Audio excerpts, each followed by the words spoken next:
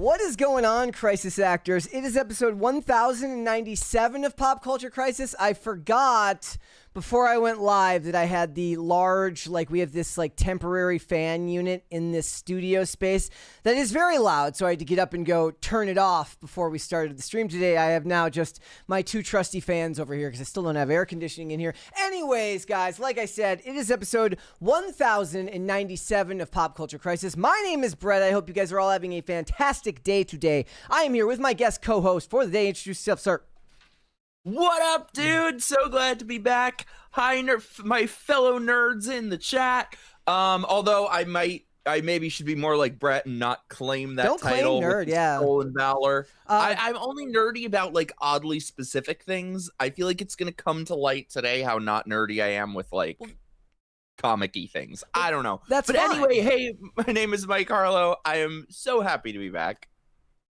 So the thing is that I've always found that the stuff that I enjoy, it never lines up with the stuff that's really, really in. I didn't care about Star Wars or Star Trek. You know, there's whole audiences for Star Wars and Star Trek. Didn't really, watch Lord of the Rings each once and never really watched Lord of the Rings beyond that. And it's one of those things where those are things that have large fan bases attached to them. Unless there is a secret worldwide fan base for people that love boomer procedural TV and stuff made in the 90s, or at least TV shows made in the 90s, I have yet to find it, but that's fine, ladies and gentlemen. We have a lot of stuff that we can talk about that is not just all of that. And again, as always, I hope you guys are having a fantastic day today. Just a couple of updates before we get started on everything is that this Saturday at 7 p.m. on the Timcast Discord, I will be once again hosting my show that we do twice a month. I've still not settled on whether it's bi-monthly or bi-weekly.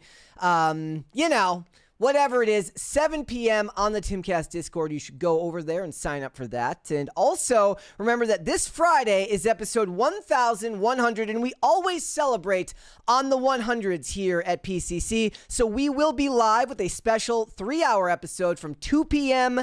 to 5 p.m. Eastern, and we hope you guys will all join us. And given the fact that you guys are in the live chat right now, I have no doubt that most of you guys have been here, if not from the very beginning, but, then very, very early on in this show's run, and we would not be here without you guys. So thank you guys so much for joining us and watching through all the iterations that this show has gone through. We would not be able to do this if it wasn't for you guys at home. So what are we getting into today? We have a lot of stuff to talk about, and it is nerd stuff, much to Mike's chagrin. I still don't even know what that phrase even means, but I hear it said and I say it. But much to Mike's chagrin, we are going to talk about Avengers Doomsday. Yesterday, the trailer dropped. YouTube did funny business and wouldn't even let us go live until I removed the word trailer from the description of the video, and I certainly wasn't showing the trailer live on air because streams were getting pulled down for showing the trailer. So who's going to risk it, right? Don't say the T word. They're going to find out. I know, right? So today we're going to talk about the fact that it looks like tickets are selling out, asterisks. And I will explain what that means when we get into it. I mean, it's a pretty rare situation to begin with that they're putting tickets on sale 5 months ahead of the release of the movie because it comes out in December. Remember, it comes out on the same day as Dune 3, so they're calling it Doomsday. Oh, I hate it. Thanks. I hate it. Corporate slop attempting to be organic like Barbenheimer was. There are no memes that will be funny. There was a meme the other day of Oppenheimer with Barbie on his shoulders that I saw from back in 2023. There will be no such memes that will really work unless it's what? Is it Doomsday with Chani on his shoulder? It was Zendaya making the same face that she always makes. What do you want me to do with that?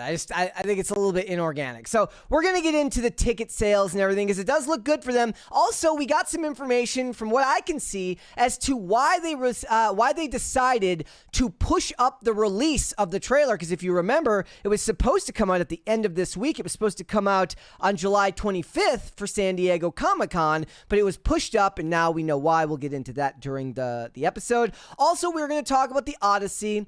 So there have been a ton of articles written, and I'm sure that this will be held to be industry standard, that, the success of Christopher Nolan's movie is the signal to tell people that get woke, go broke doesn't work. But we'll get into it because there are a lot of tweets celebrating the success of the Odyssey, not because they think the movie's great, but because they don't like the chuds, or they don't like the right-wingers, or the people who were complaining about this movie for the last 4 or 5 months. And to be fair, it has been wearing on many, many people, I have no doubt. But we'll get into all of that because I don't think that it actually, I think they will learn all the wrong lessons, just like they learned all the wrong lessons from Barbie. So we'll get into that. Also, Gen Z, you know, they're a little bit slow. They may need to take remedial courses, but they finally discovered drinking alcohol, which is fantastic for everybody, I am sure. We'll get into that. Also, Britney Spears might be a clone. Or so they're still saying, and Mike is excited about this. Her and Avril Lavigne can have like clone meetings. Yeah, I don't know what a clone meeting would be specifically, but I'm down. They could do a clone duet. I did see one of my favorite meme templates is the one where it showed a picture of Avril Lavigne. It said this in 2000, this was a 5 out of 10 until Barack Obama made it illegal to be heterosexual. She has always been a 10. Well, we'll get into that. It's going to be a fun one today. Also, we've got a $20 super chat here from Katie. Thank you so much. Woo, says hello, what's up, Katie? Says hello, Brett and Mike. Today, me and my nana saw Toy Story 5. I do feel it did roast the iPad parents. I loved it. Really? I haven't seen it yet. I'm one of those people who feel like they should have stopped after 3, but I'll see it. It's sort of like a watch it on streaming sort of thing for me. But I'm glad you guys liked it. There you go. All right. Well, then if you're ready to go, Mike, we can go. Are you ready? I was born ready. Born ready, ladies and gentlemen. All right, let's go ahead and get started. So yesterday, Avengers dropped their trailer. Marvel dropped their trailer for Avengers Doomsday. It was a very, very big deal online. I will get into all of the statistics that I have pulled up in this segment, but it did a ton of views across all platforms, and it was bolstered by the fact that people were asking, why are they releasing the trailer for this movie today when it was supposed to come out at San Diego Comic-Con on the 25th? Well, we learned the reason for that today. They released the final trailer for the upcoming Spider-Man Brand New Day. Now, of course, they did that because that comes out in like 2 weeks, comes out at the end, or like less than 2 weeks, comes out at the end of July. And this has, in a way, reinvigorated a lot of interest in what's going on with the MCU. Now, I don't necessarily think that that interest is going to hold. I think that it doesn't have the same built foundation that Infinity War and Endgame had, because they had 3 phases of Marvel movies and increasing excitement as each phase progressed to build into those movies, which is why I feel like the trailer was attempting to find the emotional resonance of those films. Of those films' trailers, not those films themselves, but of those films' trailers, and it kind of fell a bit short. It wasn't bad, and I certainly think that a lot of people enjoyed it, but it felt like they were reaching for something that they hadn't properly built to. But what we are seeing now, ladies and gentlemen, is that it does look like there are a lot of tickets being sold for this movie. So they went on sale on Monday, which is interesting because first of all, they went on sale for Infinity Vision, which is their gimmick for premium large format, because Dune is taking all the IMAX screens, because PLF and IMAX aren't the same thing. So they released these tickets 5 months early, and this is the crazy thing, the 3rd biggest 24-hour ticket pre-sale kickoff ever for a post-COVID release. Do you want to know who the 2 that beat it are? Who? The last 2 Spider-Man movies. Of course. Wait, what's Infinity Vision? So it's basically their own version of like premium large format projection. Because they Is can't. It that awful thing where it shows it on the walls? No, I don't think it's that. I hate that. It's corporate slop that's supposed to. I literally had to look into it. I had to put on my hazmat suit and go to r/letterboxed to learn about this. And let me tell you, on its own, I felt like I needed to take a shower when I was done. So anyway, you're a letterboxed American now, Brett. They'll force it on You're one me. of us. So it opens the same day as Dune 3. If you're looking for comparative ticket sales here, Dune 2 opened to $82 million domestic, and it finished its run with $282 million domestic, for a total worldwide box office of $715 million. So Warner Brothers has secured the IMAX screenings for Dune 3, and I think it speaks to the the depths of which Marvel has fallen, that Warner Brothers didn't move Dune, that they left it right where it was and they didn't move the screening. It's almost like this, so back when Batman vs. Superman was coming out, they ended up, there was a very interesting phenomenon where they ended up moving it because of Captain America, not Winter Soldier, Captain America Civil War, which was introducing Spider-Man. And that was supposed to be a symbol of Marvel's power at that time, that Batman and Superman, who are, two of the most recognizable comic book characters of all time, weren't able to necessarily contend with Marvel at that time, so they blinked first. In this case, Warner Brothers isn't blinking. They're leaving Dune 3 where it is. So now they're talking about the tickets selling out. It's done $10.5 million in pre-sales. Here's the asterisk about it. It says, Avengers Doomsday tickets went on sale Monday morning and premium showings started filling immediately, but a closer look at what the theaters actually put on sale shows the sellouts are a supply story as much as they are a demand story, and the missing supply has a name, Dune Part 3. Starting with what's actually on sale. Monday's launch covers Infinity Vision screenings only, and only select showtimes for Thursday, December 17th previews through December 30th. Standard format tickets have not been announced yet at all. The demand is real. The trailer pulled in 2.8 million views and nearly 987,000 likes in the first 2 hours, and Fandango built a full event around the sale and a world premiere sweepstakes for anyone buying through November 9th. I know that we had people in the chat yesterday saying that they were on hold looking to get their tickets for this. So at the very least in our audience, there is some demand there. It says, but selling out hits different when the inventory is thin to begin with. Only RPX screenings, only one RPX screening for the biggest movie of the year. RPX is Regal's premium format, like Regal Theaters. It says, for Thursday night previews, the theater lists exactly one RPX screening of the biggest movie of the year. It's nearly sold out. The other two preview showings are 3D, and those still have seats. Friday's opening day proper shows two RPX screenings, separated by 8 hours. So you're wondering, if you're a movie theater and you want to make a movie, you want to make money, you don't leave 8 hours in between showings. You got to be showing movies all day. You got to finish a showing, give the poor employees time to go in there and clean up after all of your garbage that you people leave everywhere on the seats. I know you do it. Don't lie to me. I do no such thing, Brad. I don't either, because I come in with my water bottle and I come in with my drunken fries and I throw my drunken fries box away. Oh, I bake entire loaves of bread to bring for snacks. The real estate is being held on for something. The context explains it. Warner Brothers locked up IMAX for Dune Part 3 for 3 weeks around the shared date of December 18th, which is why Infinity Vision exists in the first place. But IMAX was only round one. Every other premium screen in America, the RPX and Dolby and 4DX houses, is now the battleground, and exhibitors are planning for 2 tentpoles at the same time.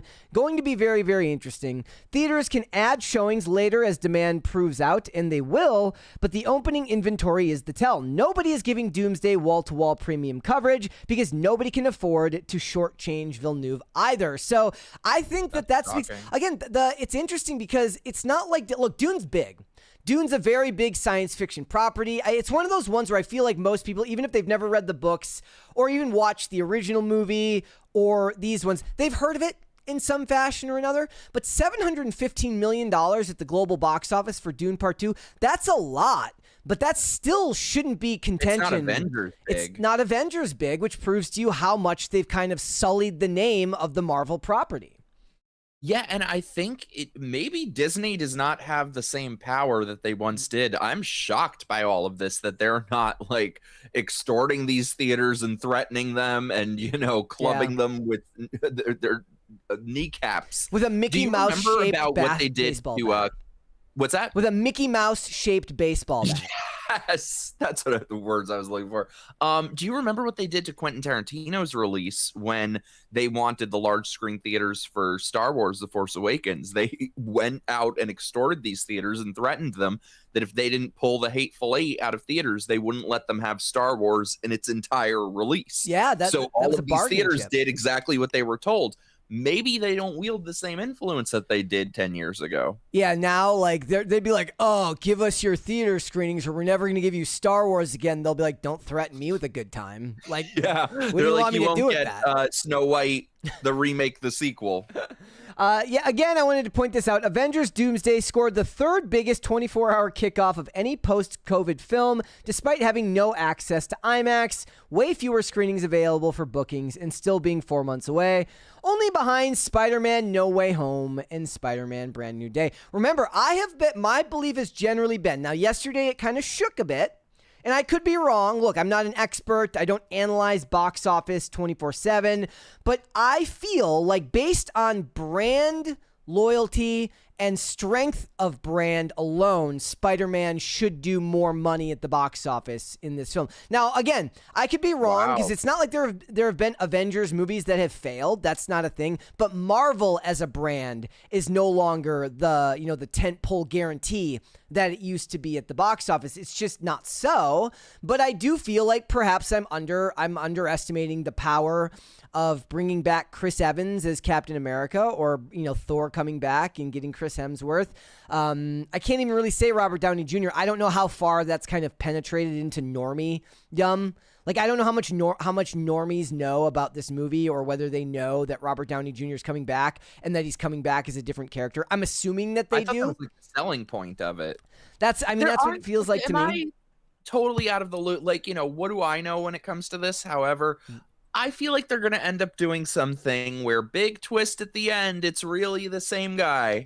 That's a very, well, I mean, I don't know. I don't think they can do that. Like I said yesterday on the show, I said the make or break point for this movie, and perhaps somebody in the chat disagrees with me on this, but I feel like the make or break point for this movie, it's not all the cameos, which is how they're selling this movie. They're selling this movie on, look at all of these characters you've seen before. The comparison they always make is, it's the movie equivalent of smashing your action figures together.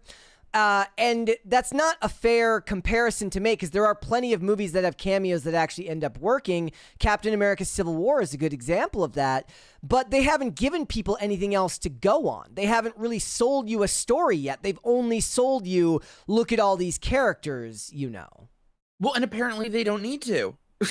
We'll have to wait and see. Here's another interesting one. I'm still hung up on the fact that people are buying them 5 months in advance. I don't know what planet I'm going to be living on in 5 months. Like, who knows what the hell they're going to be doing 5 months from now? Like, you have a very stable living situation if you know you're going to be living in the same area 5 months from now. Yeah. Avengers Doomsday's first trailer crossed 500 million views in 24 hours. It's Disney's biggest trailer launch ever, surpassing Deadpool and Wolverine. Overall, it has beaten the GTA 6 trailer of 475 million views. Look, this is, it says second biggest trailer launch in history. I wonder what the biggest trailer launch in history is. Let's go just based on, this one does bode well for Doomsday and Marvel. So if you look at the Spider-Man trailers, now I'm not talking about across all platforms, or another thing that they don't tell you about this is, like, they get re-uploaded by other sites. Like Kino Check uploads their own version of the trailer. It's not just Marvel, but then like Marvel Canada or Marvel UK, they upload their own version of the trailer as well. So you have to have somebody who's either autistic or has a lot of free time to sit there and tally up all of those numbers. But if you go based just off the actual account, like the trailer on the actual account, these were the views for the Spider-Man 1, Spider-Man 2, and then Doomsday trailers. So Spider-Man 1 trailer, which is like, they do that thing on YouTube where you can collaborate. So it's a collaboration between Sony, Marvel, and Spider-Man, because Spider-Man has his own YouTube page. And obviously Sony owns the rights to the character. That is a combined, on the collaborative channel, 38 million views. The second Spider-Man trailer from Sony has 35 million views. And that's to this day now. Those trailers came out, one of them came out like a month ago. The other one came out about 4 months ago. So the one that came out 4 months ago has 38 million views. The Doomsday trailer on the Marvel site has 37 million views already in just 24 hours. So that speaks very well to, at the very least, the audience awareness for this trailer. I guess there are people who still want to see. I think this is really the only thing that they could have done to sort of revive the Marvel brand. I mean, I'm the wrong one to ask, but chat, like, does it look good to you guys? Is this considered good? I would be interested to know what they think about. Like I said, I'm waiting for more as far like I've avoided the spoiler leaks and the story leaks and everything that they've been pushing for this. I don't want to be spoiled for it because it kind of ruins the fun going into it, but we're gonna have to wait and see with it. But the tickets are good, and I'm gonna keep tracking this to see how it goes. I still think that there is an outside chance. Well, I mean, we don't know yet because Spider-Man is not out yet. But I still think that there is a very good chance that the box office we see for Spider-Man ends up being just as good, if not maybe a little bit better than Avengers. Now, maybe I'm wrong, but I just think Spider-Man is he's an all-time character. He's still very popular with kids to this day. He brings over a crossover audience because parents can bring their kids to see the movie, and also the parents can go see the movie themselves. And Tom Holland has built up a lot of goodwill playing the character for as long as he has. This will be, as far as I know, the first time an actor, Tobey Maguire played him for 3 films. Oh, okay. That's not true now, technically, because they weren't. They were in. Yeah, if you count No Way Home, I guess then Andrew Garfield did 2.5, and Tobey Maguire did 3.5. But this will make him. That's my goat. You're a big fan. You must be. Are you a Sam Raimi Maguire guy? Sam Raimi guy.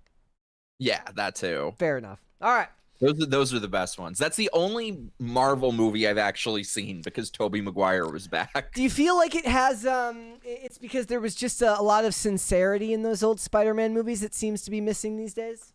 Yeah, and it was actual filmmaking techniques. It wasn't just, it looks a lot better than your average Marvel movie. It was probably shot on film, I would assume. Oh, yeah. I mean, because it would have been, 2000 or 2001. So they were definitely... 2002? But I'm saying it would have been shot in 2000 or 2001. Oh, yeah. So it would have definitely been on film. So, all right. Remember that teaser trailer where he was swinging on the Twin Towers? Yes. Oh, the good old days. And then they had to get rid of that. Yeah.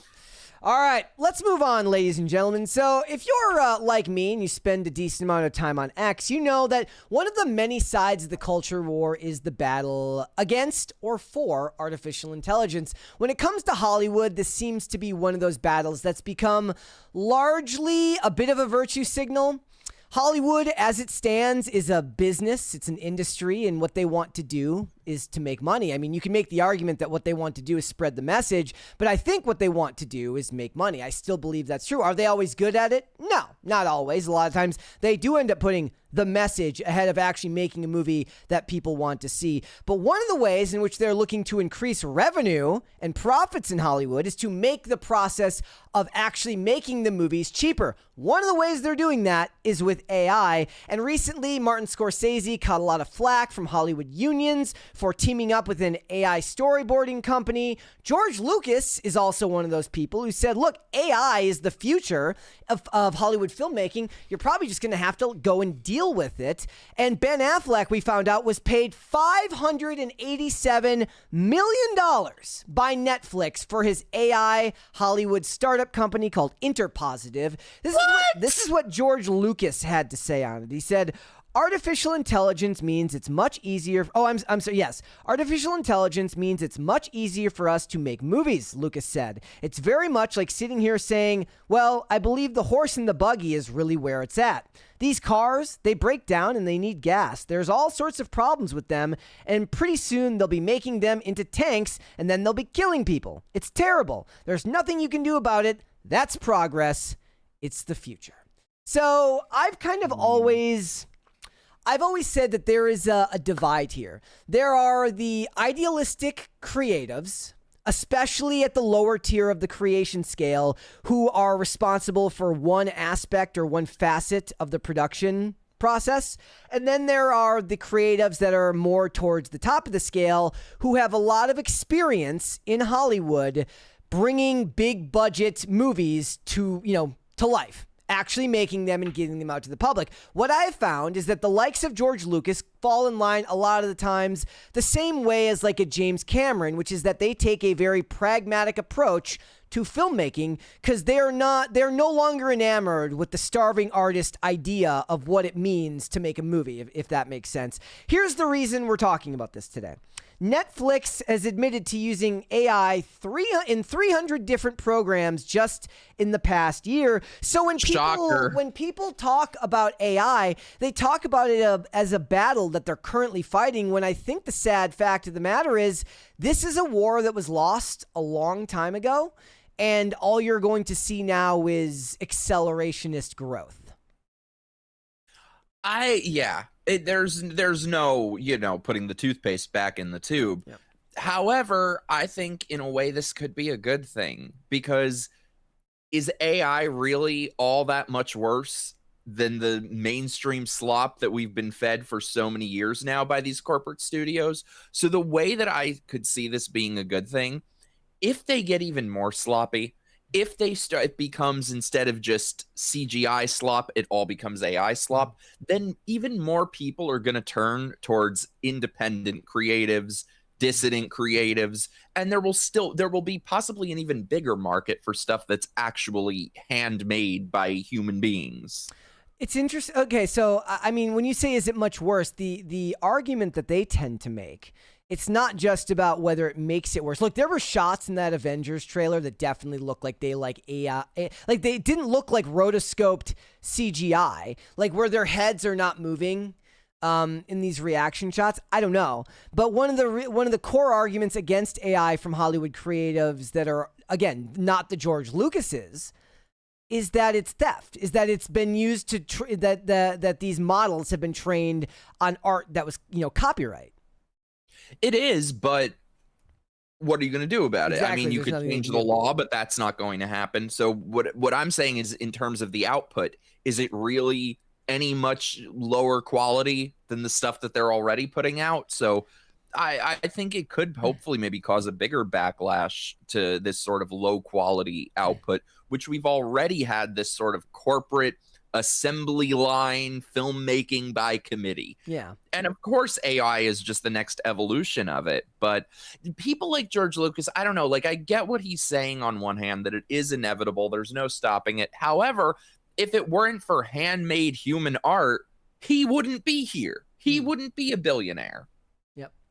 It says, here's an additional quote from him. He says, if you want AI that tells you when something is fake and where it came from, AI can do that. Humans can't. We are not that smart. The whole idea is you're a human being. You're responsible for what you say and what you do. And if you're doing something that's illegal, you should be punished for it. Whatever you do, you should be recognized. It's just like real life. It's really funny because... Wait, what? That sounded like Kamala Harris. That just sounded like word salad. I know. He's like talking about ethics in AI. And I guess the really funny thing about it is, who was it? Was it Peter Jackson that came out recently and basically said that AI is just going to be another tool in the belt of the filmmakers, just like CGI is. He's like, he just views it as an effect.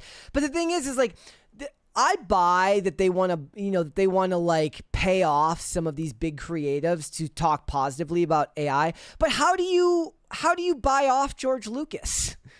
Like, what can you pay a guy who doesn't need the money, I guess? They certainly did, to crap all over his life's work. Yeah. Well, what did he sell it for? $4 billion? Yeah, but he gave it to charity. Like, didn't he give that money to charity or something? Somebody can fact check me on that. I'm almost positive. You look it up. I'm almost positive that he gave up the $4 billion or whatever, or something like that. But I mean, he was already a billionaire because he kept like the toy. Out of touch for a long time. Also, and it really goes to show, film is such a collaborative medium that you look at that original Star Wars trilogy. That's the result of a lot of collaboration, a lot of things pushing back against him, which made the best final product. With the prequels, and I'm one of the people who has gained an appreciation for it compared to what we have now. However, it's not as good as the originals. Yeah. He was just allowed to do whatever he wants to. Nothing but yes men. It shows when there's nothing pushing back against you. Yeah. That I was gonna say, like, you must be talking about the original trilogy, because the prequels, from everything I've always been told, is that he was surrounded by yes men on the prequels. Yeah. So look, the other thing that I think is interesting is that it could be creating dual parallel economies in a way. So the conservatives want their traditional conservative stories. They want the removal of wokeness from movies. So there's a constant and omnipresent debate about conservatives making their own art, because otherwise they're constantly reactionary towards the art of the left.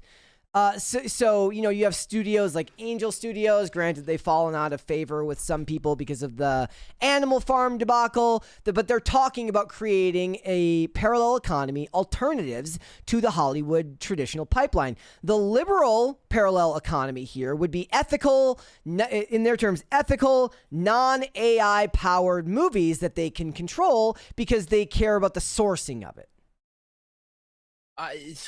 Conservatives, when it comes to art, are just such a mess, and it doesn't have to be that way. They just, you know, the left puts their money where their mouth is. They fund art. They get the message in there no matter what. They will shove it down your throats.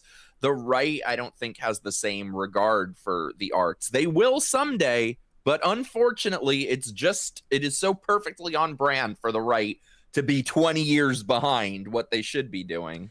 It's I don't know if it's just a lack of somebody understanding the pragmatic nature of needing good art. Because the way I've always seen it is like they're focused on big business, they're focused on economics, they're focused on political power.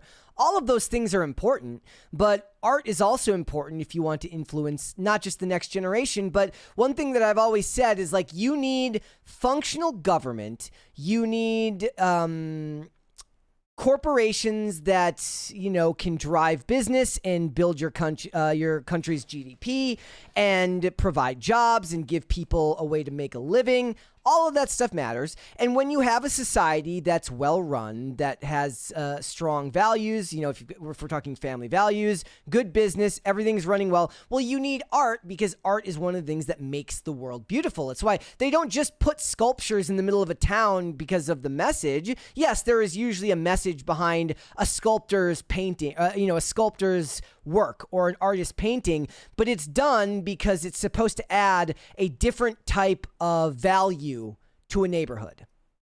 Well, and this is why, what do communists do first? They get rid of independent art. Mm-hmm. They get rid of beautiful architecture, which we're seeing all across the country. Who ever thought we would pine for the days of beautiful Pizza Huts? But we do. Yeah.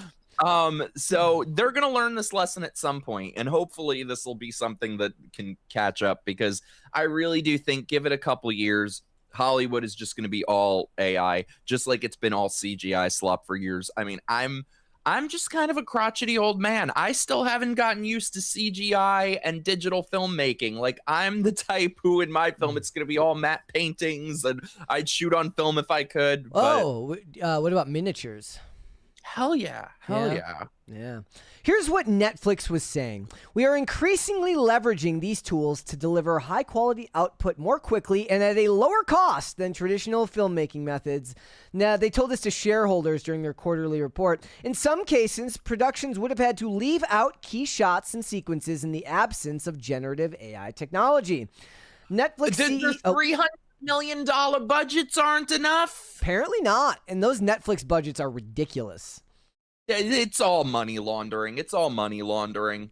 Netflix CEO Ted Sarandos explained that AI offers creatives better tools to bring their visions to life. Specifically, he said that 17 minutes of AI-enhanced footage in the American experiment expanded the scope of the series that just wouldn't have been feasible before. He added that AI worked twice as fast and had half the cost of previous options. And you know what? I guarantee you he'll say, oh, and you'll never even know it was AI. That is the point. You can watch anything Netflix puts out, and it's indistinguishable from stuff that was made by a computer. That's how low quality it is. But no, I honestly, the more I think about this, I love this. Let them all go to AI, because I know that the more that happens, the greater the backlash will be, the greater that actual creative, handmade, soulful art will pop up. Here's a couple of other takes on it. Grums says there's a reason why creatives like Neil Blomkamp are choosing AI. It's because making a movie or game with teams is a lot of friction. Hundreds of devs dilute the vision. AI is much closer to author's intent. Before, there was no choice. If you wanted to make a big movie or game, you had to take investors who had a say, and you had to herd cats, getting the film crew and actors to not just accept your vision, but understand it and believe it enough to execute. One flaw in the chain and the creative vision goes south. The product will either fail or disappoint the creator, and all along the way is friction, huge inertia in getting ideas to film or game, meetings, notes, countless revisions that chafe wear on the team. With AI, that friction is not just reduced, it's gone, and that is extremely appealing to the truly creative. See, that's an interesting I'm sure take. This person is just such a genius and so brilliant that no other artist could ever give him. Who is this dummy? He's a very, very actually well-known and regarded video game developer. So what do I know? No, he's got his own creds, right? And that's fine. But the thing that I find interesting about that is that a lot of times they talk about how the friction is what ends up creating great art. In fact, actually, no, never mind. This is an example to the contrary, and and I thought of this because yesterday you mentioned that you watched the Terminator. Bah! Oh my God! Was I right or was I right? Brett, Yeah. You were right, and it pains me to say that, as you know. I know, but you were right. Oh my God, you guys! I just watched Terminator for the first time. Oh my God. And I kept saying it throughout the entire movie.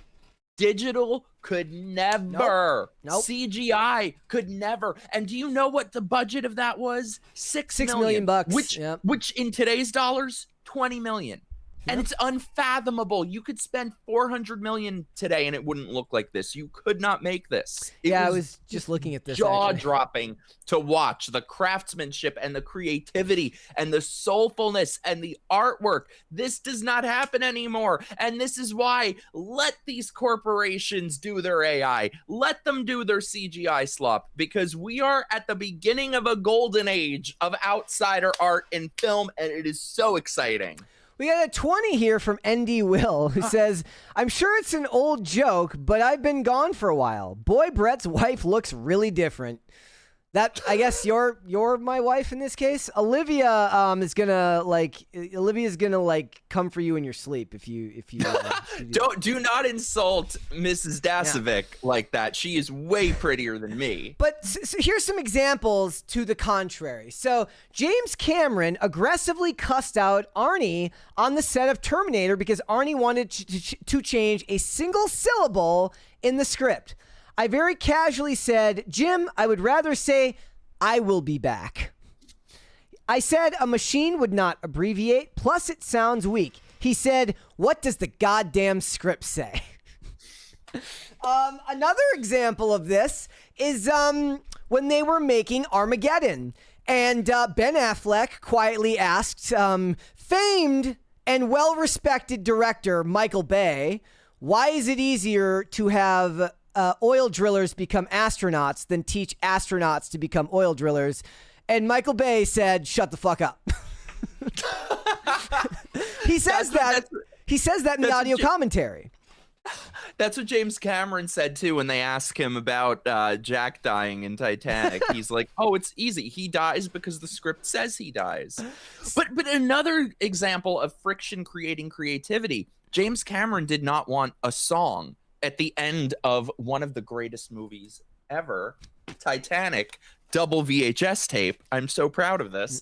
And so James Horner talked him into it and went out and got Celine Dion to record My Heart Will Go On. And it shows that one person, yes, can have a creative vision and can lead, but is not always right. There you go. All right. What would you like to see? The cringe? Oh, no, we don't have cringe today. I had cringe last week. I don't have cringe today. I'm going to spare you guys cringe today. But I do have cue to the day, and this one was saved directly for Mike. This is from Ronnie. It says, the world's naughtiest kitty, her name's Trouble, save for Mike Harlow. Ah! Oh, my God. No. Look at the face. There you go. No. That's Mocha-esque. That's very Mocha-esque, if you ask me. That's so Salem-esque. Yep, it's a. Oh my god. Actually, what it is, it looks like Mocha if Mocha was on crack cocaine because the eyes are so wide there. This kitty's a party animal. It is. You can tell. Look at that face. All right, guys. We got a lot of stuff to keep getting into today. Let's continue. Olivia just walked by and gave me a funny look. What's up? No? Oh, there was a cue to the day. Okay. Anyways. She heard she got replaced as your wife. Yes. All right, let's move on. Ladies and gentlemen, the Odyssey is out. The Odyssey has already been a huge financial success. It opened to more than $250 million at the global box office in its opening weekend. We did some math. I watched some videos pointing out that when movies make $250 million in their opening weekend, they are well on their way to hitting $1 billion at the box office, with a few rare exceptions here or there. That all remains to be seen when it comes to this film. But the fact of the matter is that the success of this movie has reignited the conversation about whether go woke really does mean go broke. And what we've seen is a lot of posts talking about it. I'm going to read through some of them, and I'd like to get your perspective on all of this, because I don't think that necessarily they're looking at it in the most objective fashion. I don't think either side really is. But this is what this is the first one that I caught that kind of caught my eye.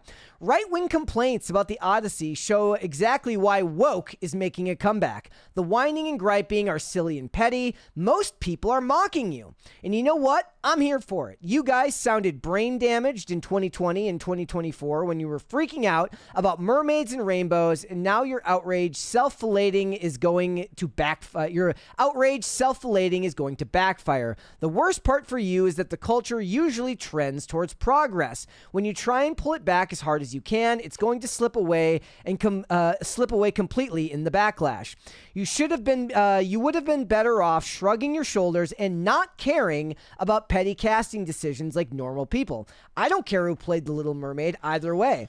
I don't care what Target stocks on their shelves either way. And now I'm laughing my ass off because I still don't care personally. Well, this is a long post for somebody who doesn't care personally, but I digress. How many trans kids do you think she has? But I'm rooting for your upcoming absolute loss of cultural superiority. This isn't about the economy. It isn't about liberalism or conservatism. It's about watching people who have whined incessantly about fake shit lose the battle by their own absurdity.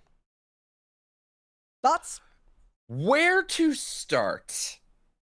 First of all, make no mistake, we have made major cultural gains over the last few years. DEI policies are being rolled back. One example is Disney was going to do a whole movie about trans kids. It got rid of that real fast. Now, chat, let me know. Am I the only person who hasn't seen not only have I not seen the Odyssey, I have like zero desire to see it. And not even for, it's not like I'm making some statement with it. It just does not appeal to me in any way.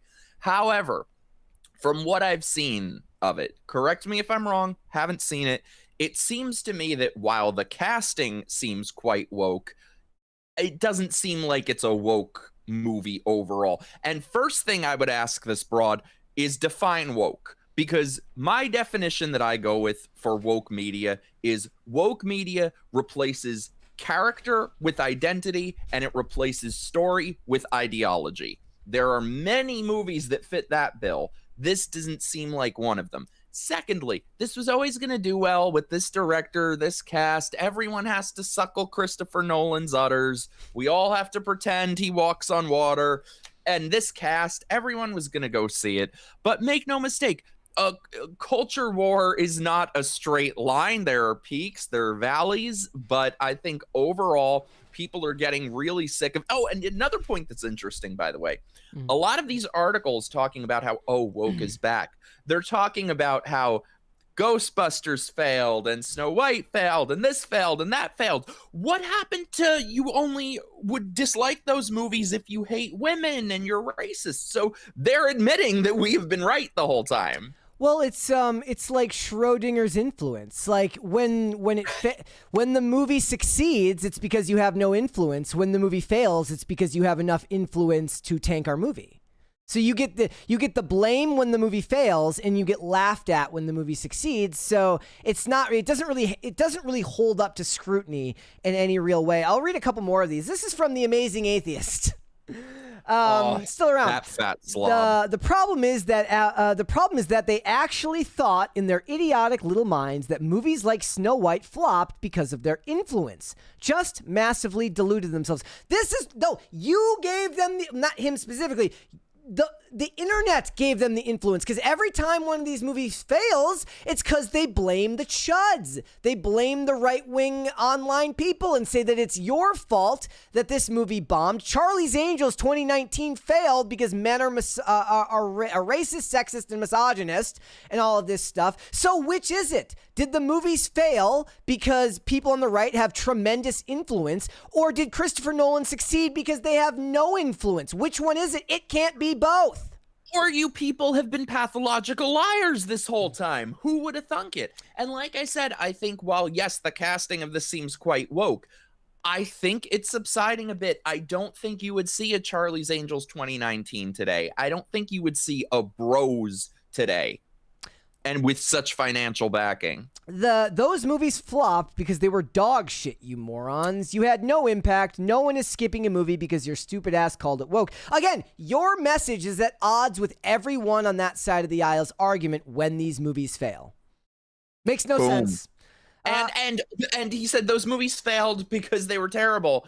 That's all we have been asking for, is quality entertainment. It's also that isn't just the message and isn't just what they've been serving us, this crap. That's all we were asking for, is good filmmaking. That's it. Also, it's like, look, I know the purpose of the word, and this is why I don't use the word outside of being generally sarcastic most of the time, because like you said earlier, you could ask 5 different people what the word woke means, and you could get 5 different definitions. It doesn't benefit me at all, because I go see movies that I like. Like, somebody told me that F1 was woke because, like, there's a black race car driver in it. I'm like, bro, you're deluded. I don't know what you want me to do with that.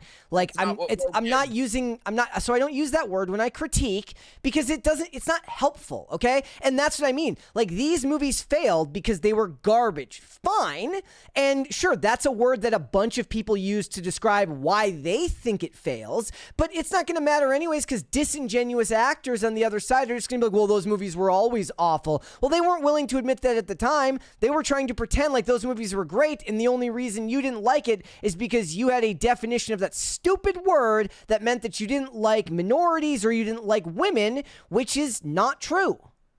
And here's the thing. If I were in charge of everything, would that be the word that I chose to represent this? No, but it's important to be able to have a word to convey a concept. What it actually is identity-based communism. That's what it is. But saying well, then in that case, that word does apply to the Odyssey, because the casting choices being what they were, it wasn't done in service of the story. It was done in the service of making changes for the purpose of bringing about some type of equality. Yeah, I would agree with that. I mean, it seems, like I said, quite woke. I've also never said that. I've also never said that something being woke inherently makes it bad. The show Lie to Me has so much. That's one of the few examples I give where there is a lot of progressive orthodoxy in that show, and I love it, and that's fine. Here's a couple more. I wanted to bring up also, though, that broad mentioned Target. Oh, you care about meaningless things like that? No. And let me tell you why these things are very important. So this was maybe 2-3 years ago. I was walking through. It wasn't Target. It was H&M. I was in there with my best friend's teenage daughter. She was maybe like 12 or 13 at the time. We had to walk from one section of the store to the other. And to get there, you have to walk through the children's section. Mm-hmm. Only in the children's section was everything there, rainbow, trans, gay. So I made sure, I was like, just so you know, this is propaganda, this is propaganda, this is propaganda. There's a reason that they only have that in the children's section. And I think that there has been enough pushback, rightfully, that they don't have that nowadays, I don't think, to the same extent that they would. So I think we've gained a ton of ground, people who care about these things and don't want just race communism and sexual communism shoved down our throats all the time. Target ends up losing on both sides because then like leftists boycott Target because they ditch DEI policies. I see that on any Instagram skit that involves being done inside a Target has a bunch of people being like, why aren't you boycotting it? Here's a couple more of the posts. This person says, here's the truth about the anti-woke grifters who desperately tried to destroy the Odyssey. Your weaknesses were exposed. You do not possess the power you thought you did. Say the word. Movie bombs. Just admit that campaign failed. Did you think King Nolan was Snow White? There is a no. Okay, so there is a point here where if you were rational beforehand, the reason why we always said this movie was going to do well is because Christopher Nolan's name carries a lot of weight. That is true. Okay, if you were thinking that it was going to bomb, and look. This movie has a lot of problems with it coming down to its massive budget and Nolan's compensation package. Go watch the stream last night with Valiant, Renegade, and Odin from OMB Reviews talking about it. Perfectly fine. But if you thought that the general public wasn't going to show up for a Nolan movie, you're wrong. At least that was always my supposition, which is why I predicted this movie will end somewhere between $800 million and $1 billion. Sean Chandler, who is I like Sean Chandler a lot. I think he's got a lot of very, very, rational takes on a lot of things, and he seems to not get himself too worked up about the culture war side of things. He says, he's a normie. He says, exactly, they're treating a Christopher Nolan movie like Snow White, and they were completely unable to see the difference between Nolan's track record and Disney's Too Many Cooks track record. It's not that he's above criticism, but this is not Snow White. Now, here is a tweet that I thought that kind of perfectly encapsulates what we're trying to say here.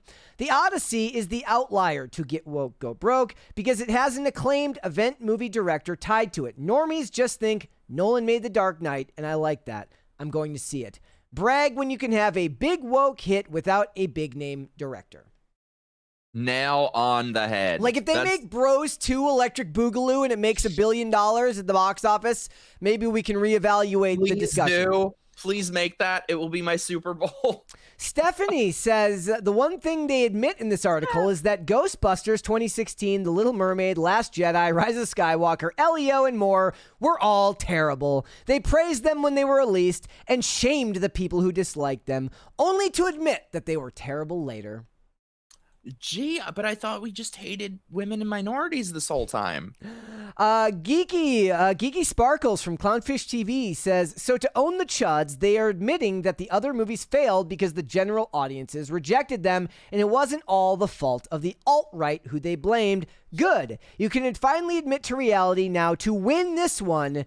And that's this one win that still hasn't profited yet. That is true. The movie is still not on its way to profitability yet. But like said, the numbers seem to indicate that $1 billion isn't unlikely for this film.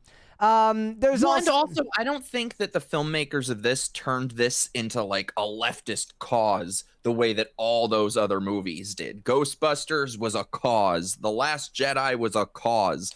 This doesn't seem the same to me. Also, meaning Ryan Johnson? When you say Last Jedi, you mean Ryan Johnson? Oh, yeah. That it was like a cause that you had to support this movie or you hate women.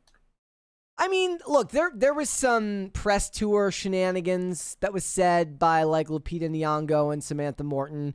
As people in the chat know that for me, like, I always make the joke, I'm like, they could say the worst thing in the world and it's not going to put me off seeing a movie because I don't know what the guy who runs Samsung thinks about me or what his thoughts are on politics or identity politics. I don't know. Thoughts are, give me your money. Yeah, like it's just not how it is. Apparently I missed a 20 here. My bad, Pop Culture Junkie. I apologize. He says I can attest that Disney can't pull their arm-twisting block booking tricks anymore, especially when it comes to premium screens. They were getting near some potential antitrust issues and then backed off. Yeah. Yeah. Good. Good. Get them with it. Look, this movie will not be indicative of. Is it possible that Hollywood will see this movie and see this as like a blank check to start making stupid what people call quote unquote woke movies? I hope so. Maybe. I'd like to believe that the people in charge at these companies are at least smart enough to understand that Christopher Nolan does not equal the general population of directors and writers? I think at this point, when it comes to these corporate crappy movies, I'm just like an accelerationist at this point. Make your AI, make your woke stuff, and the rest of us will start making our own things. Here's a couple questions that somebody could perhaps answer me. Okay, fine. Madam Web, The Marvels, The Bride, Turning Red, Furiosa, Supergirl, Elio, Little Mermaid, I almost said Super White, Snow White. All those movies bombed, sure, fine. We can point to 100 million reasons as to why those movies bombed. Here's a better question.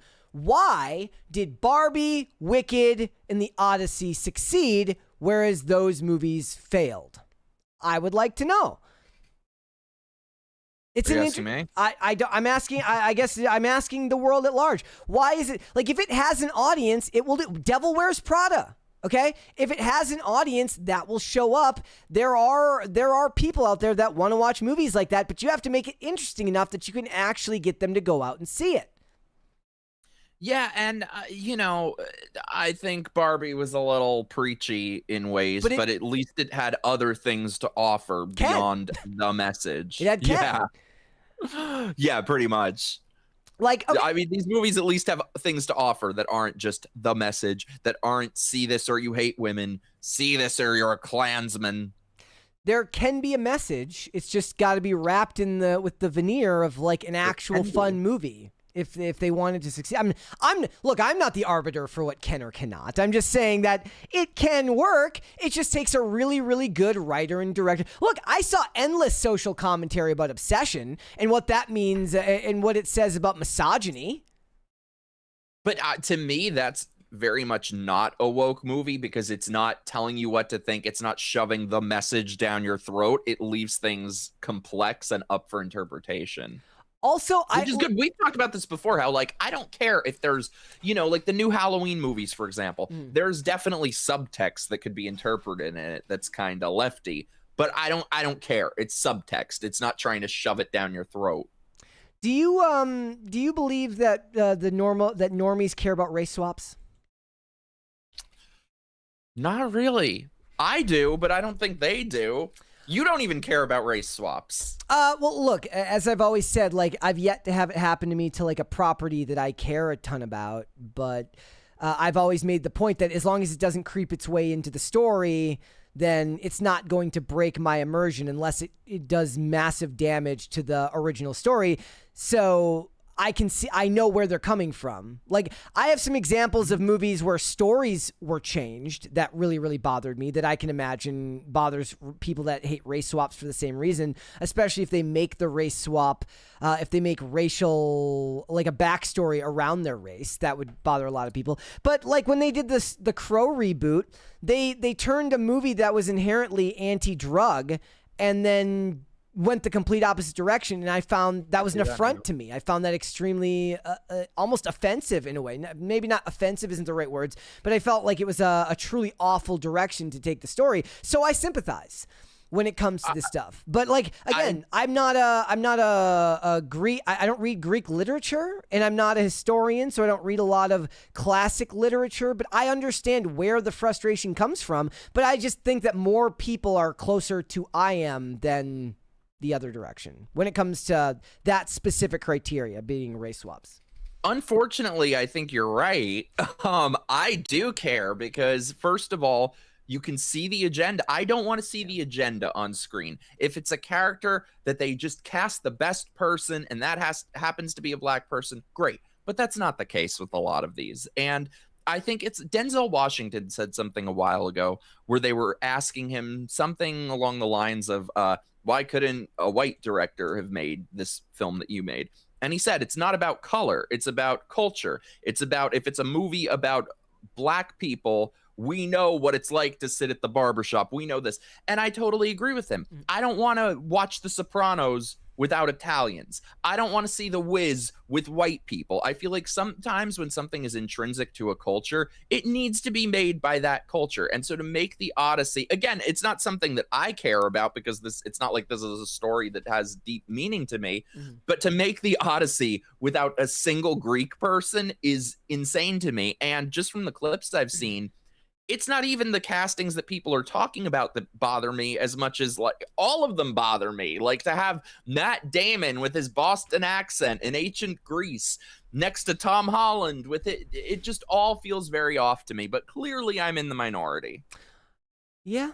That's well, the thing is, I don't know if that's necessarily true. This is certainly one piece of evidence that might point in that direction. But also, there have been a lot of examples in recent years where you could look at Snow White and say that that's a wholesale rejection of it, but you'll never know, right? Was it rejected because Rachel Zegler said annoying shit on the press tour? Was it rejected because they race swapped The Little Mermaid so people didn't care?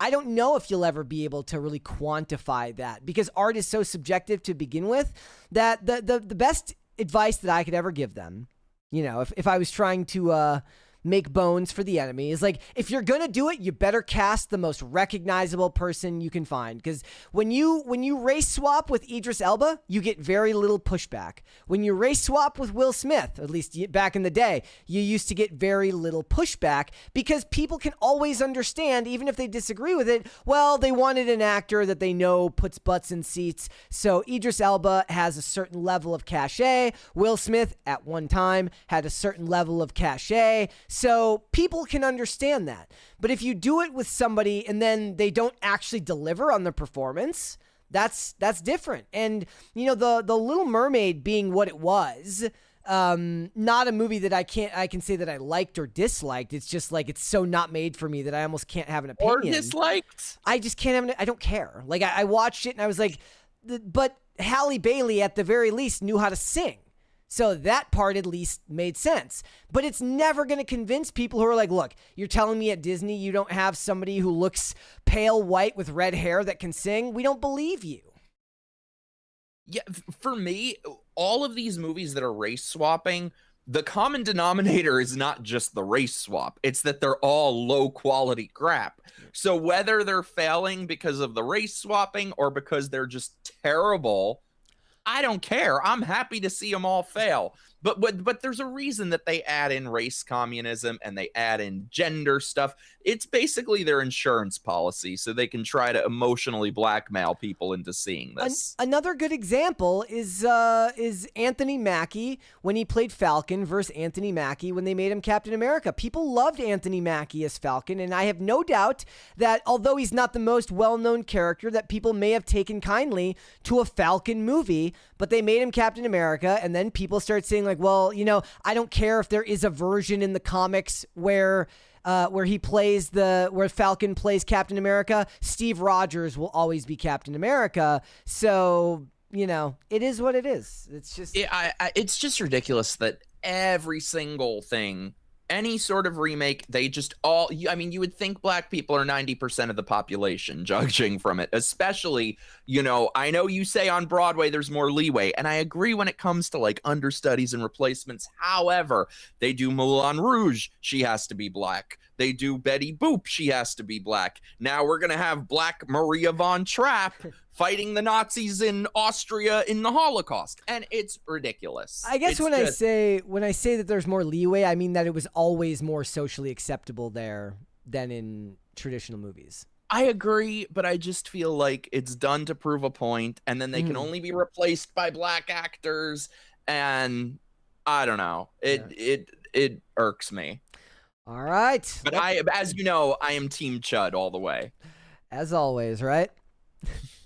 All right, let's move on then, ladies and gentlemen. So there's been a big story that's kind of held true for quite a long time. One of the dominant narratives that's been going on for Gen Z for quite some time is that they just don't like actually drinking alcohol, which seemed very at odds with literally every generation that ever came before them, as it was kind of a cultural benchmark once you hit legal drinking age in whichever place you come from, whichever place you hail from, that it was part of the youth culture that you grew up and you went to parties, you drank with your friends, all that stuff. Gen Z seemed to be going in a different direction. They felt like in a lot of ways, Gen Z was moving towards stuff that maybe perhaps was a more solitary activity, like vapes and vape pens and weed pens, all that stuff. Well, now there's been a new survey done by this company that does basically all of the surveying of like drinking trends in America. It says 74% of Gen Zs of legal drinking age reported having a drink in the past 6 months,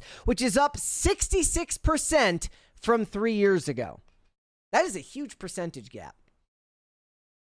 How is this generation simultaneously the most degenerate and the most puritanical? Because they're not skipping drinking for puritanical reasons. It's mostly pragmatic reasons. I feel like the pragmatic reasons is they're all drugged up on SSRIs. Okay, that they is don't want to true. mix. Here's some of the other statistics before we get into all of that. It matches the overall drinking rate, across all generations of about 76%, which has been stable for 3 years. Millennials are the heaviest drinkers. Doesn't shock me one bit. Actually, it kind of does. Never mind. For some reason, I imagine Gen X would be the biggest drinkers, but maybe I'm wrong. 81%. You're thinking of the wine moms. Yes. 81% of millennials, 77% of Gen X, and 71% of boomers. Obviously, that number declines as you age and you drink more in moderation. Here's some interesting facts about Gen Z drinkers. They drink more cocktails than any other generation. They drink in larger groups more often. Well, that's healthier. That's surprising. They're more likely to follow health guidance on alcohol. And it kind of collapses the sober narrative because a big part of it is them saying that they came to legal drinking age during the pandemic. So they were trapped in their homes. The other reason is just simply you're too poor. When you're young, you're poor. They couldn't afford to drink. And also the biggest one, scared of like a video coming out of them doing or saying something stupid. Oh, they're insufferable. See, we were like the fun drinking generation. We were like, paper bagged beers on a stoop with skateboards, $2 PBRs. They're going to be insufferable about it. Well, that came from like scene culture as well, right? Like going to parties with a paper bag PBR. Yeah. We're like the fun generation. We're the fun old men. And as somebody who is obviously sober and doesn't look, even when I wasn't sober, I wasn't much of a drinker. Let's just go ahead and say that. But I do feel like you miss out on this quintessential part of American culture. I watch old TV shows and movies. A lot of times in the police procedurals, there's always scenes or discussions where like a main character who's got a teenage daughter or a teenage son who gets caught drinking at a party. It's what all of the old teen shows were based on. Your One Tree Hills, your whatever. OC. The OC is like you went out and you misbehaved and you did something you weren't supposed to do because you were sowing your wild oats. You were doing what you could to push back against authority in a way that also drew you closer to your friends in your friend group. They don't do that no more. There's no pushing back against authority. Why do you think it is that it feels so different? I think actually no. Why do you think that is? Why do you think it's so different now? Well, I mean, I think social media, it has to be the biggest part of that. I mean, people who are growing up now don't know a time before it, don't know that this has not been normal for all of human history. I mean, we all know way the hell too much about each other. And so I think everything is just guided by social pressure, from their politics to their everything. Their entire lives, the god that they worship is social pressure. So they will not drink when the social pressure says don't drink. They will drink the moment the social pressure is on that side. And then I think COVID has a big part of it, in terms of, doing the current thing, govern me harder, daddy, rage on behalf of the machine. Yes, dude, your government loves you. The corporation loves you. Consume and obey.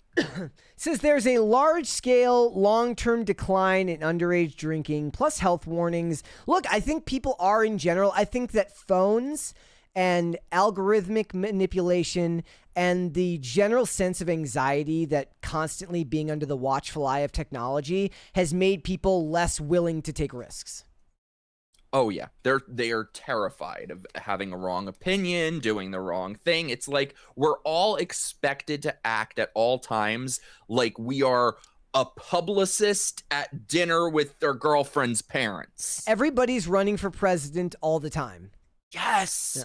Yes. That's Oh, I hate it. I hate it. I don't think that this is inherently a bad thing. I think that a huge part of growing up is building out friend groups and going and doing things together. And yes, it is true that eventually you're going to do stuff that isn't just going and having themed board game night or your friend's giving party or whatever it is. It's baked into our culture to want to go out and do stuff like this. And you know these people, they're even going to make drinking insufferable.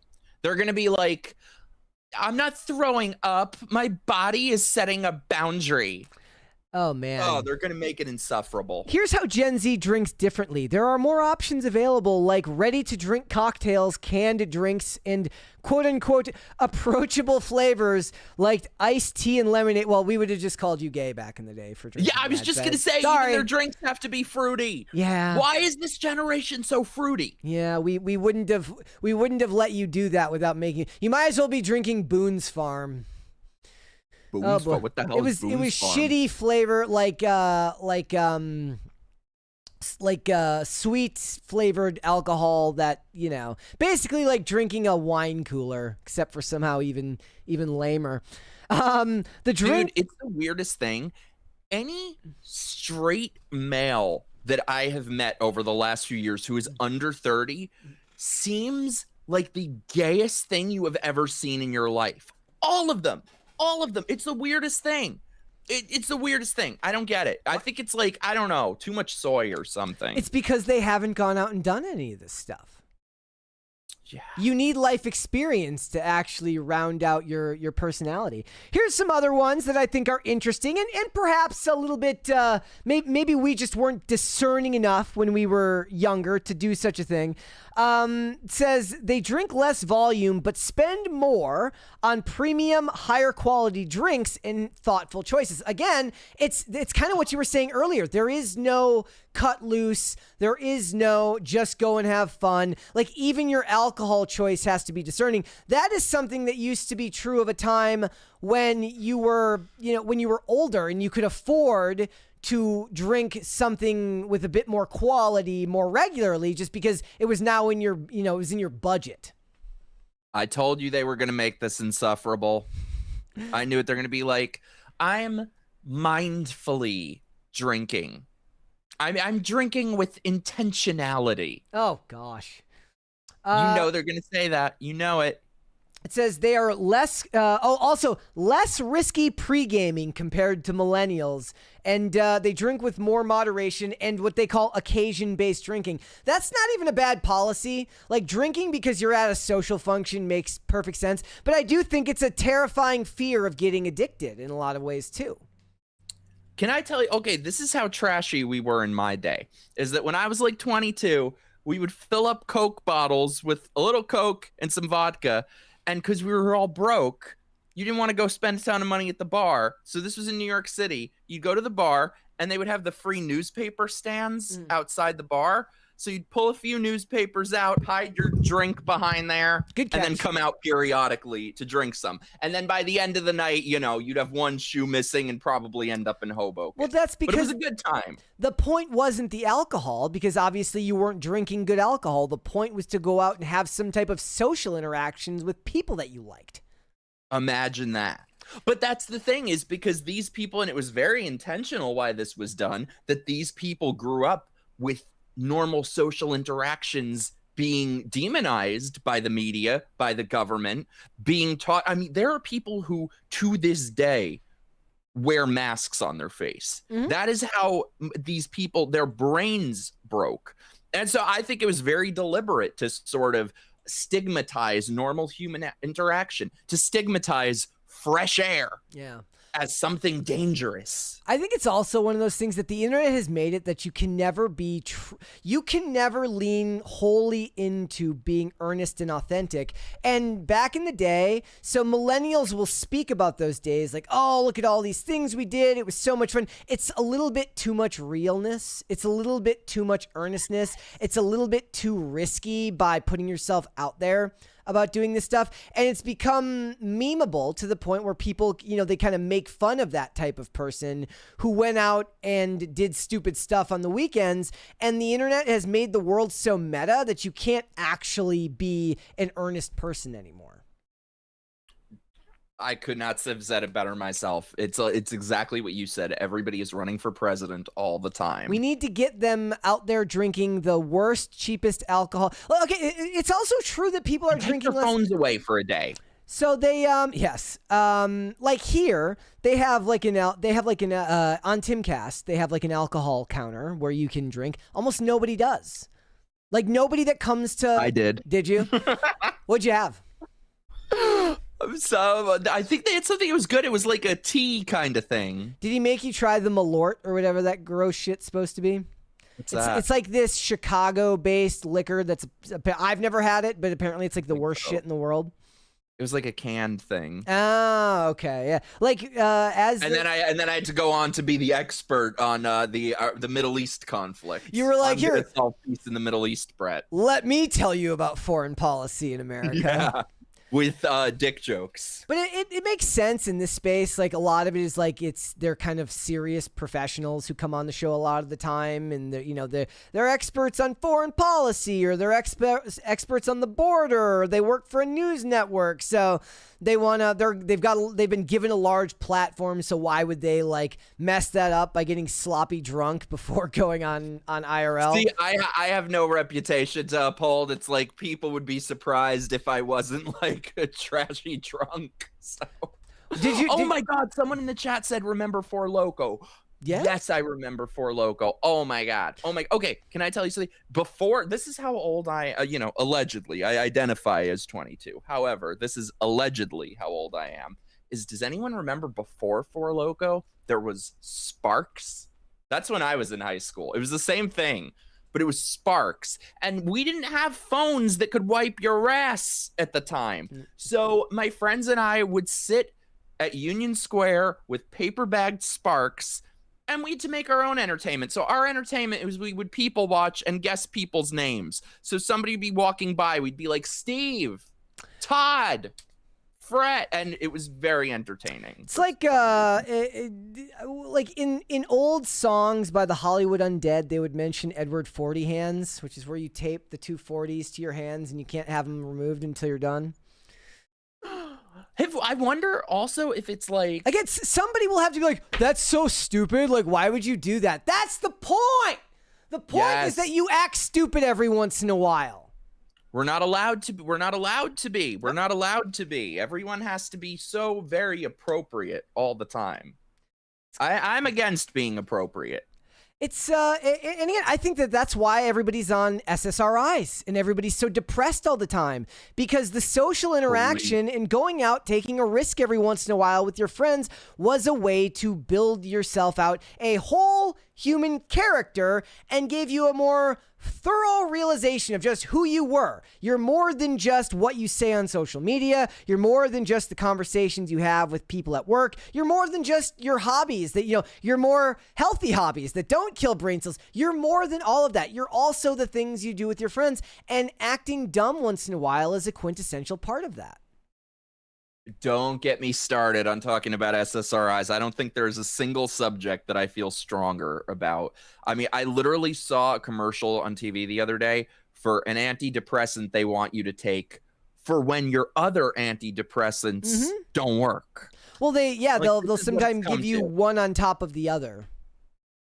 It's unbelievable. I hope someday trying to discuss this with various people, sometimes I'll bring this subject up with somebody and I just see their face drop and I'm like, oh, they're on them, because everyone is on them. And I hope at some point there can be some sort of open discussion about this, but a lot of people don't want to talk about this. I've known several people that have gotten off them or have tried to get off them, and it's literally a chemical prison.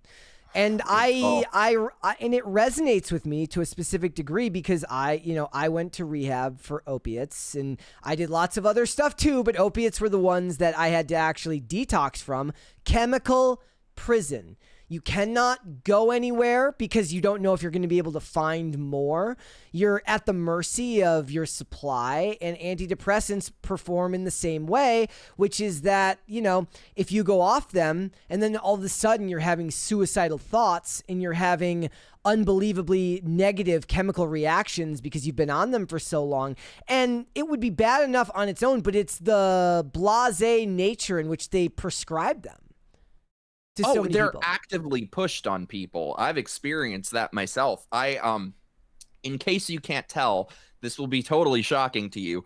I have a little ADD going on. However, I won't take anything for it. But so a couple years ago, how crazy is this? A couple years ago, I went to a doctor just to ask, what are my options? I don't want to be on drugs for it, but vitamins, diet, etc. And she tries to sell me on this prescription. She goes, oh, this great thing we prescribe. It's not a stimulant. It's not that. She made it sound like it's like taking an aspirin. So I walk out of there and I look it up. It's an antidepressant. Yeah. So I was like, okay, you know what? I'm going to go to a different doctor and get my option. So I go to another doctor and I'm like, hey, I personally do not want to be on any severe drugs. I don't want to be on antidepressants. I went to this doctor. They tried to get me antidepressants. This one straight up, the other one just omitted. This one straight up lied to my face. And she was like, oh, well, there's this great drug that we have so much success with. It's not an antidepressant. I look it up right there on my phone, is an antidepressant. So I say that and she goes, okay, well, the one that would be perfect for you is this other drug. I look it up. It's an antipsychotic. Yep.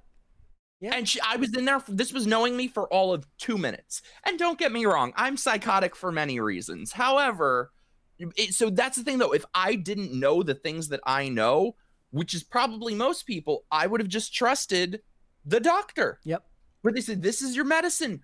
I would have gone to the pharmacy and filled it and been put in that prison. It is so, so sick what is happening. And I genuinely believe that this is the cause of so many problems in culture, because we have an entire generation of people walking around like they're just anesthetized zombies. For all the... Sorry to rant about this, but that's... it bugs me so much. Every person I've ever dated has been on antidepressants. I've never been able to be in a relationship with someone who just can feel emotions.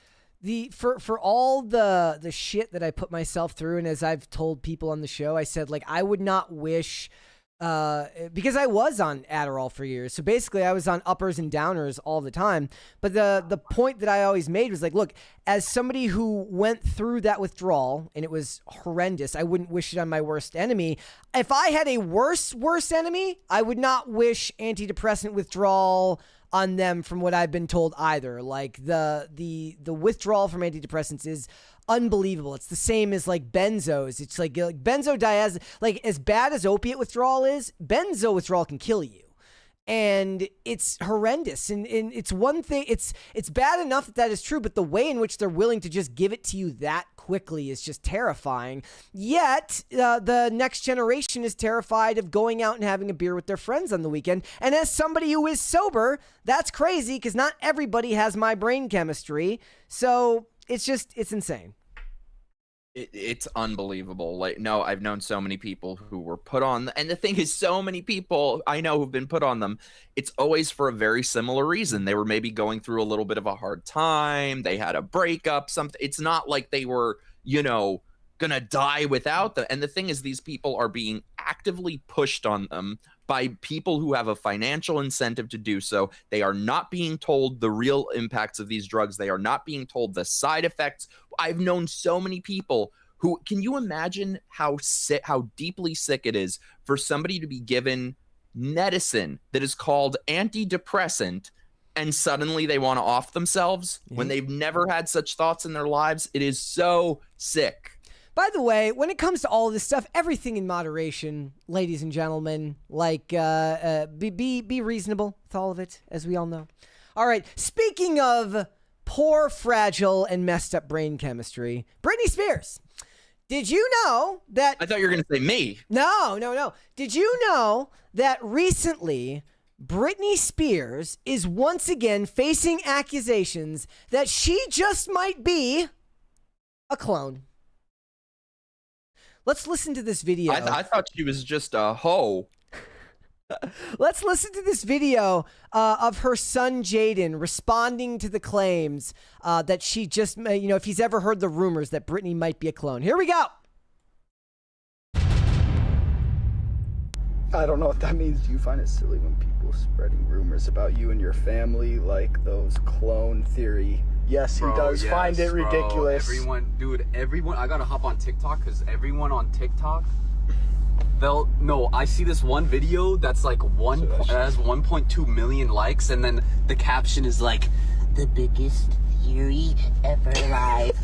Is Britney Spears still alive? like, bro, you can go to her page and see her right now. Like, are you guys tweaking? Like, that makes me really know, like, a lot of stuff on media, though, is, like, exaggerated and fake, yeah, because people know that how gullible people are, and they use that to their advantage. And anyone that sees it on media, they just see it, and if it has a lot of likes, they believe it.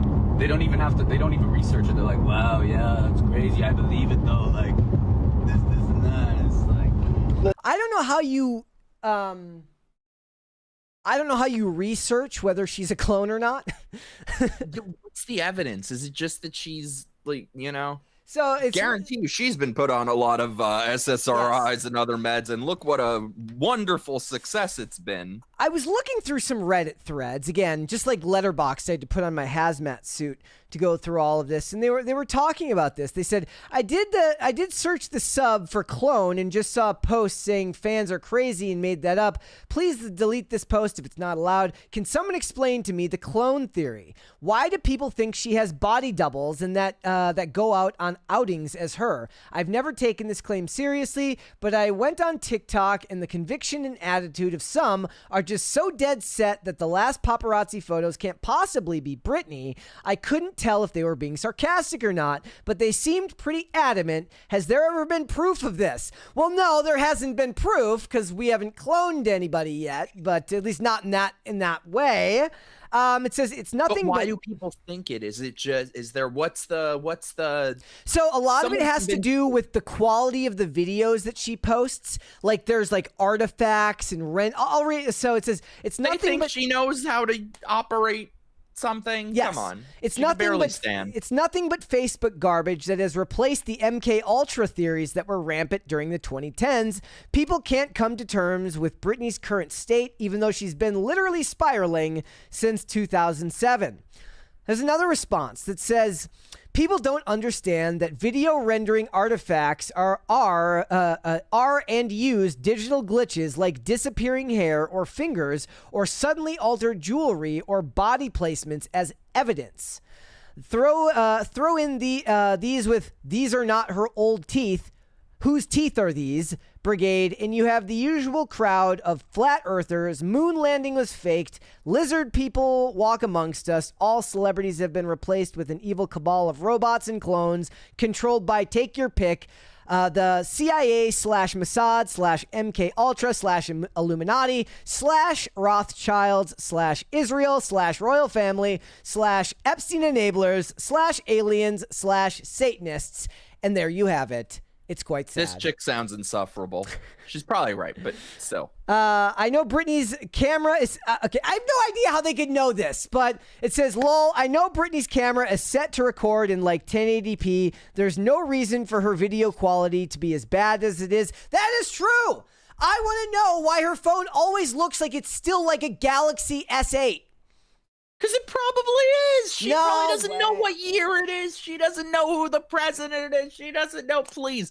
Bitch is living on planet Zoloft. So So the point is they're saying is that like, well, there's no fundamental reason why somebody who posts as much crazy shit online using your phone as Britney Spears to have a phone that looks so bad when you post the videos. And it made me laugh because I saw this one in particular of hers. And if you want to wonder if she's a bit crazy, I'm going to read you this. So Mike, get ready. Are you ready? I don't know. Am I? All right. So we're going to play this video. And then I'm going to read you this wall of text. I'm going to leave it muted. I don't know if there's a song, but there she is dancing around. Boy. Here's what it says. Does anyone believe in mythology, vampires, ghosts, mermaids, the things you're not supposed to talk about? Why are those exact topics that serve real interests, other worlds, the ocean is the most mysterious, watching too much of the Discovery Channel, of course, very few people can go to the deepest parts, so much has not been seen, there's so much we still don't know beyond treasure. I feel like perhaps there might be different worlds out there. I'm a dreamer. I've read millions of books about it in fiction, but it's fun to escape realities. The gift of literally destroying a book in 20 minutes, almost eating the pages with your teeth because you're so effing into it, why it's there. The gift of departing the world and going into the story and characters that you literally fall in love with aren't even real. And it's up to you, the reader, and the reader itself to go and either She's Mother Goose now. and either scream, laugh, feel, cry, and fall in love with emotions on such a divine level is such a gift.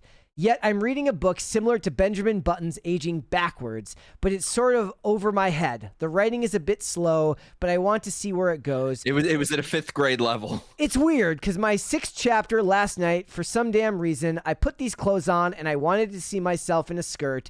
It was extremely weird because I all of a sudden look 6 or 7 years old, yet the next day I'm 40 again. Do you think we can do that as people age backwards in the drop of a hat out there? Do you think that as people age backwards at the drop of a hat out of nowhere? The mysteries of the universe are beyond my comprehension, but it honestly tripped me up to see myself in this video. Very few people can go to the deepest parts of the ocean. My friend said the air pressure in the ears is extremely dangerous. He told me he was certified as someone who supposedly explored the deepest and rarest parts. I mean, who knows? Whew, I know people care about this woman. I read it as is. I'm gonna say a prayer right now. Dear Jesus, please watch over this mentally ill, drug-addicted lunatic. I feel like she could use some guidance. You need Jesus. I feel like the sad part is that for Britney Spears, she is what I feel like the definition of like the soul that doesn't want to hurt anybody, but definitely hurts herself. Yeah, and look, let's be honest, you know, I don't mean to be a total bitch on wheels. Like, she probably never had a chance. She's probably been, you know, so abused and so many horrific things have been done to her. However, crack is whack. I mean, should we sit here and come up with the list, the laundry list, the plethora of substances that we think this woman is on? Because we would be here a long time. So yeah, I don't think she's a clone. I think she's on a lot of things. I think she's mixing meds, let's say. I feel like she needs to get back on stage. I know she doesn't want to, but I feel like it would give her more I feel like it would give her life purpose again to start performing again. I feel like she needs Jesus. I think she needs to go out there. She needs to you know, put her clones back in the closet and come out of hiding. And she needs to go and start performing again. And by the way, this is why I don't think it's a clone, because this is like exactly what I think she would be doing, how I think she would be. Yeah, there was you know. Oh, by the way, this theory gained a lot of popularity. You know who? What's her name? Kristen Cavallari is. Oh yeah. Yeah. From the Hills. She has a podcast, and she's the one that made that claim in 2024. Just what the world needs, another podcast. No, well, you know, they say that about this podcast, so it's perfectly fine. Everybody should. I believe in podcast communism. Everybody gets a podcast. No, I believe the opposite. So if I get Only you get a podcast. If I get to sit here and speculate about whether Britney Spears and her grainy 720p videos are evidence of her being a clone, I have no right to tell any of you not to have a podcast. I am good point. I am You but a win. fair leader. You know who I'll tell you is a clone, though? Who? Avril Lavigne. I will die on this hill. Okay, tell everybody why. I might know some things. Give the Brett. evidence. I might know some things. I might know some things. I'm just saying. Okay, I'm not saying I know. Oh God, I'm gonna sound like Candace Owens. I don't know, but I know. Okay, do you want to hear something crazy? Mm-hmm. Keep in mind all of the things I'm about to tell you. This is all before anyone ever said she's a clone. Okay. Way before, years before. Okay, so get this. My first job when I was like 13 or 14, I was in an Avril Lavigne music video. I got a fake which ID. one? It's called Losing Grip. Okay. You could only see me for like a second. They show me in the making the video. However, I got a fake ID so I could pretend to be 18. However, I got my best friend in it with me. Here's the thing. We became friendly with her and the guys in her band, right? So we all hung out a couple times. We went skateboarding. She was so cool. This was when her first album was out. She was so cool. No ego. You would never know she's a famous person. Just the coolest chick in the world, right? So we hung out maybe 3-4 times. Then we didn't see each other for a while, kind of fell out of touch. Years later, this is when not the next album, but the one after it, the one that had Girlfriend comes out, right? And so she'd gotten rid of all the guys in her band who were like her good friends. They're all gone. So a friend of ours was like, hey, she's in town touring. Why don't you come by? We'll all hang out backstage. Okay. So we're like, oh yeah, that would be cool to reconnect, whatever. So we go there. And immediately before we even see her, I'm hearing everyone complain about her, how she like we're talking like not allowing people to make eye contact with her level of stuff. Everyone is saying what a nightmare she is. Everyone is talking about, oh my God, last night there was this one little girl standing outside who was singing all her songs and she had her bodyguard slam the door down on her and like just sounds like a totally different person. So anyway, we go backstage. She had no idea who we were, which don't get me wrong. That is not the thesis of what I'm saying. Keep going. Meets a lot of people. It would be totally understandable. We only hung out 3-4 times. Perfectly understandable. However, I am telling you, this was a different person. I have never in my life seen somebody have just a total personality transplant like she did. Like, did you ever hang out with somebody that's super cool, super down to earth, and then you hang out with someone who's just like a real housewife almost, just like an ice queen? Doesn't fame do that to people? Like, is it possible that fame She was more famous to begin with, though, the first time. It could be. It totally could be that. Well, then maybe it's the loss of the fame. Maybe that's the problem. It totally could be. However, not just me. My friend and I both said we always thought that was the weirdest thing. We're like, is she on drugs? How is she such a totally different person now? And then years later, I hear people saying it's not really her. I'm like, that kind of makes sense. Okay. Look, I think what a bitch, though. That bad, huh? Beyond, and I don't just mean to us, like to everyone, to the people working for her, like not remembering people is a different person. No. I'm not saying them. It's how could she not remember me? I'm horrible with both names and faces. It's one of the things I wish I was better at, and I try to actively improve on, but I don't do very well. I used to go to skate contests, right? And when you go to these skate contests, they're all weekend. It's always a lot of fun because like the competition's only part of it. Otherwise, you're partying, you're going out to bars, you're hanging out at the hotels. And I would see people the next year. Hey, Brett. Hey, bro. I'm the same way. I'm horrible at it. So it's again, it's something I wish that I was better at. Now, 3 or 4 times intimate. If you made plans setting, and met up with someone, yeah, that's different. Yeah. But that's the least of it. That thank you. Woo!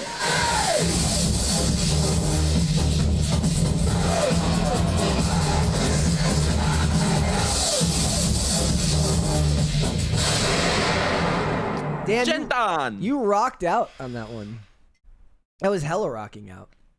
I mean, we're talking about Avril Lavigne. You got it. I do believe that she's got some bangers that are underappreciated. Oh yeah, and that's another thing, by the way. She was touring like last year or something. Yeah. I was like, oh, maybe I'll go just to see the show. Like, I do love her music. She did like 20. Her tour was her doing like 20 minutes. And you got to look up clips of it. This is literally how she'll charge you like $200 a ticket, and this is how she performs. Well, I mean, looking like she would rather be anywhere else on earth. I bet you those songs specifically. Melissa. I bet you What's that? those songs specifically, like that are so tied to a generation, it probably pains her to perform those. It pains Melissa to perform them. Well, There's no way that's the same person. chat, let us know. I asked the chat. I said, "Do you believe Avril Lavigne is a clone?" There's so far, 74% say no, they don't believe she's a clone. 74% are wrong. All right. It's something. That's what I'm saying. It's something. If it's not another person, maybe she's on SSRI. I don't know. It's something. All right, there we go. Let's go to super chats, ladies and gentlemen. Yeah, we were driving home from work last week, and Avril Lavigne came on Spotify, and we listened to several Avril Lavigne songs. Forgotten They're so gems. good. They're so good. They're so good. Happy Ending is a legit bop. All of her songs are. I love her music. I don't care. I love it. Shane H. Wilder says, "Happy Taco Tuesday, Brett and Mike. So, Brett, are you and Olivia getting the X-Files Lego set? Not gonna lie, it looks cool." I watched the video. I would show it here, but it plays the X-Files theme in full, which is copyrighted. I don't know what the proper terminology for that is. It was a very fun video, and I liked seeing Scully put on the latex gloves, because as we all know, she's a medical doctor. She loves to tell people she's a medical doctor. And She's gonna ask you to spread them. yeah. But, Olivia would probably love that, but Olivia doesn't really care about the X-Files, so it would be better to get Olivia Legos of, like, a set that she does like. But Legos are so fucking expensive. Like, so expensive. Can I mention something? Okay, somebody in the chat, Bandit Dagmar, said Avril Lavigne is a friend of mine from when she just started out. She's a wonderful conversationalist. Answer me this. Have you seen her after she was just starting out, and what kind of conversationalist is she now? Pop Culture 'Cause if Junkie. you know what I'm saying. It's true. She was. Melissa is not. Wait, so tell me again. So who's Melissa now? Her replacement. Why- It's not a clone. She was replaced. Okay, why? Who was Melissa specifically? I don't know who she was initially. Okay. However, what people say is that Avril Lavigne is no more. She died. And they found either I don't know if Melissa existed beforehand, because apparently it's a thing that, like, celebrities, if they're going out and don't want to be followed, they'll have a double. So maybe it was her double, or maybe they found her after, but that the record company wanted to capitalize on it, and they didn't want her dead, which is the little bit the unbelievable part, because these people are more valuable dead than alive to record companies. CSI, but maybe not just with one album. Maybe they would have been okay with her dying after the third or fourth album. Not the fourth. The fourth album wasn't very good. After the third album, they probably would have been okay with it. we had a conversation on IRL last week. Craig from Side Scrollers was on, and we were talking about AI music. And I said, well, you know what? Like, because they were talking about how they believe AI music is going to end up dominating the music industry based purely off output and all this stuff. I said, yeah, that may be true, but you know what they're going to miss out on? The sales bump when an artist they sign dies. Because they'll live forever. Maybe they'll kill off one of the AI characters. Yeah, they'll kill the AI. Unplug the computer. Oh, by the way, they did a CSI Miami episode back in the day with guest star Lucy Hale playing a pop star whose double was on stage for her when she got killed. It's like a reverse Avril. Yeah, where like, so you find out afterwards that Melissa, they were trying to kill Lucy Hale's character, but they ended up killing her body double. That always happens to her. Scream 4, she was just a stab character. She didn't really. Yeah, I like her. Have you seen Truth or Dare? No. Watch Pretty Little Liars. It's basically that as a movie. It's like it's such a good bad movie. It's so bad it's good. We started watching Pretty Little Liars, and it's so unhinged that I watched it years ago. I watched it years ago. I'm like, I did a lot of drugs. Let's see if this holds up. It's even more unhinged when you're sober. I gotta watch it. I've never seen it. Oh yeah, it's. Did you? Oh, you didn't like Scream Queens, did you? Me? No.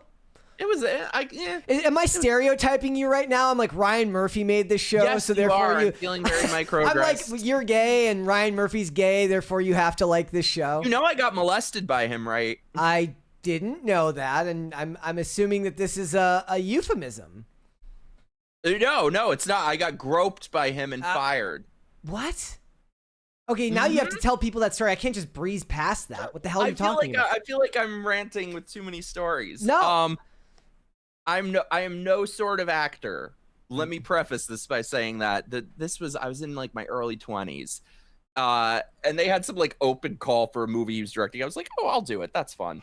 I get a call. Ryan Murphy handpicked you for this role, blah, blah, blah. So I get there and I had like a couple scenes in this movie. So I show up like 6 a.m. on set. It's filmed on this like decrepit abandoned hospital in Roosevelt Island. Wait, what was it for?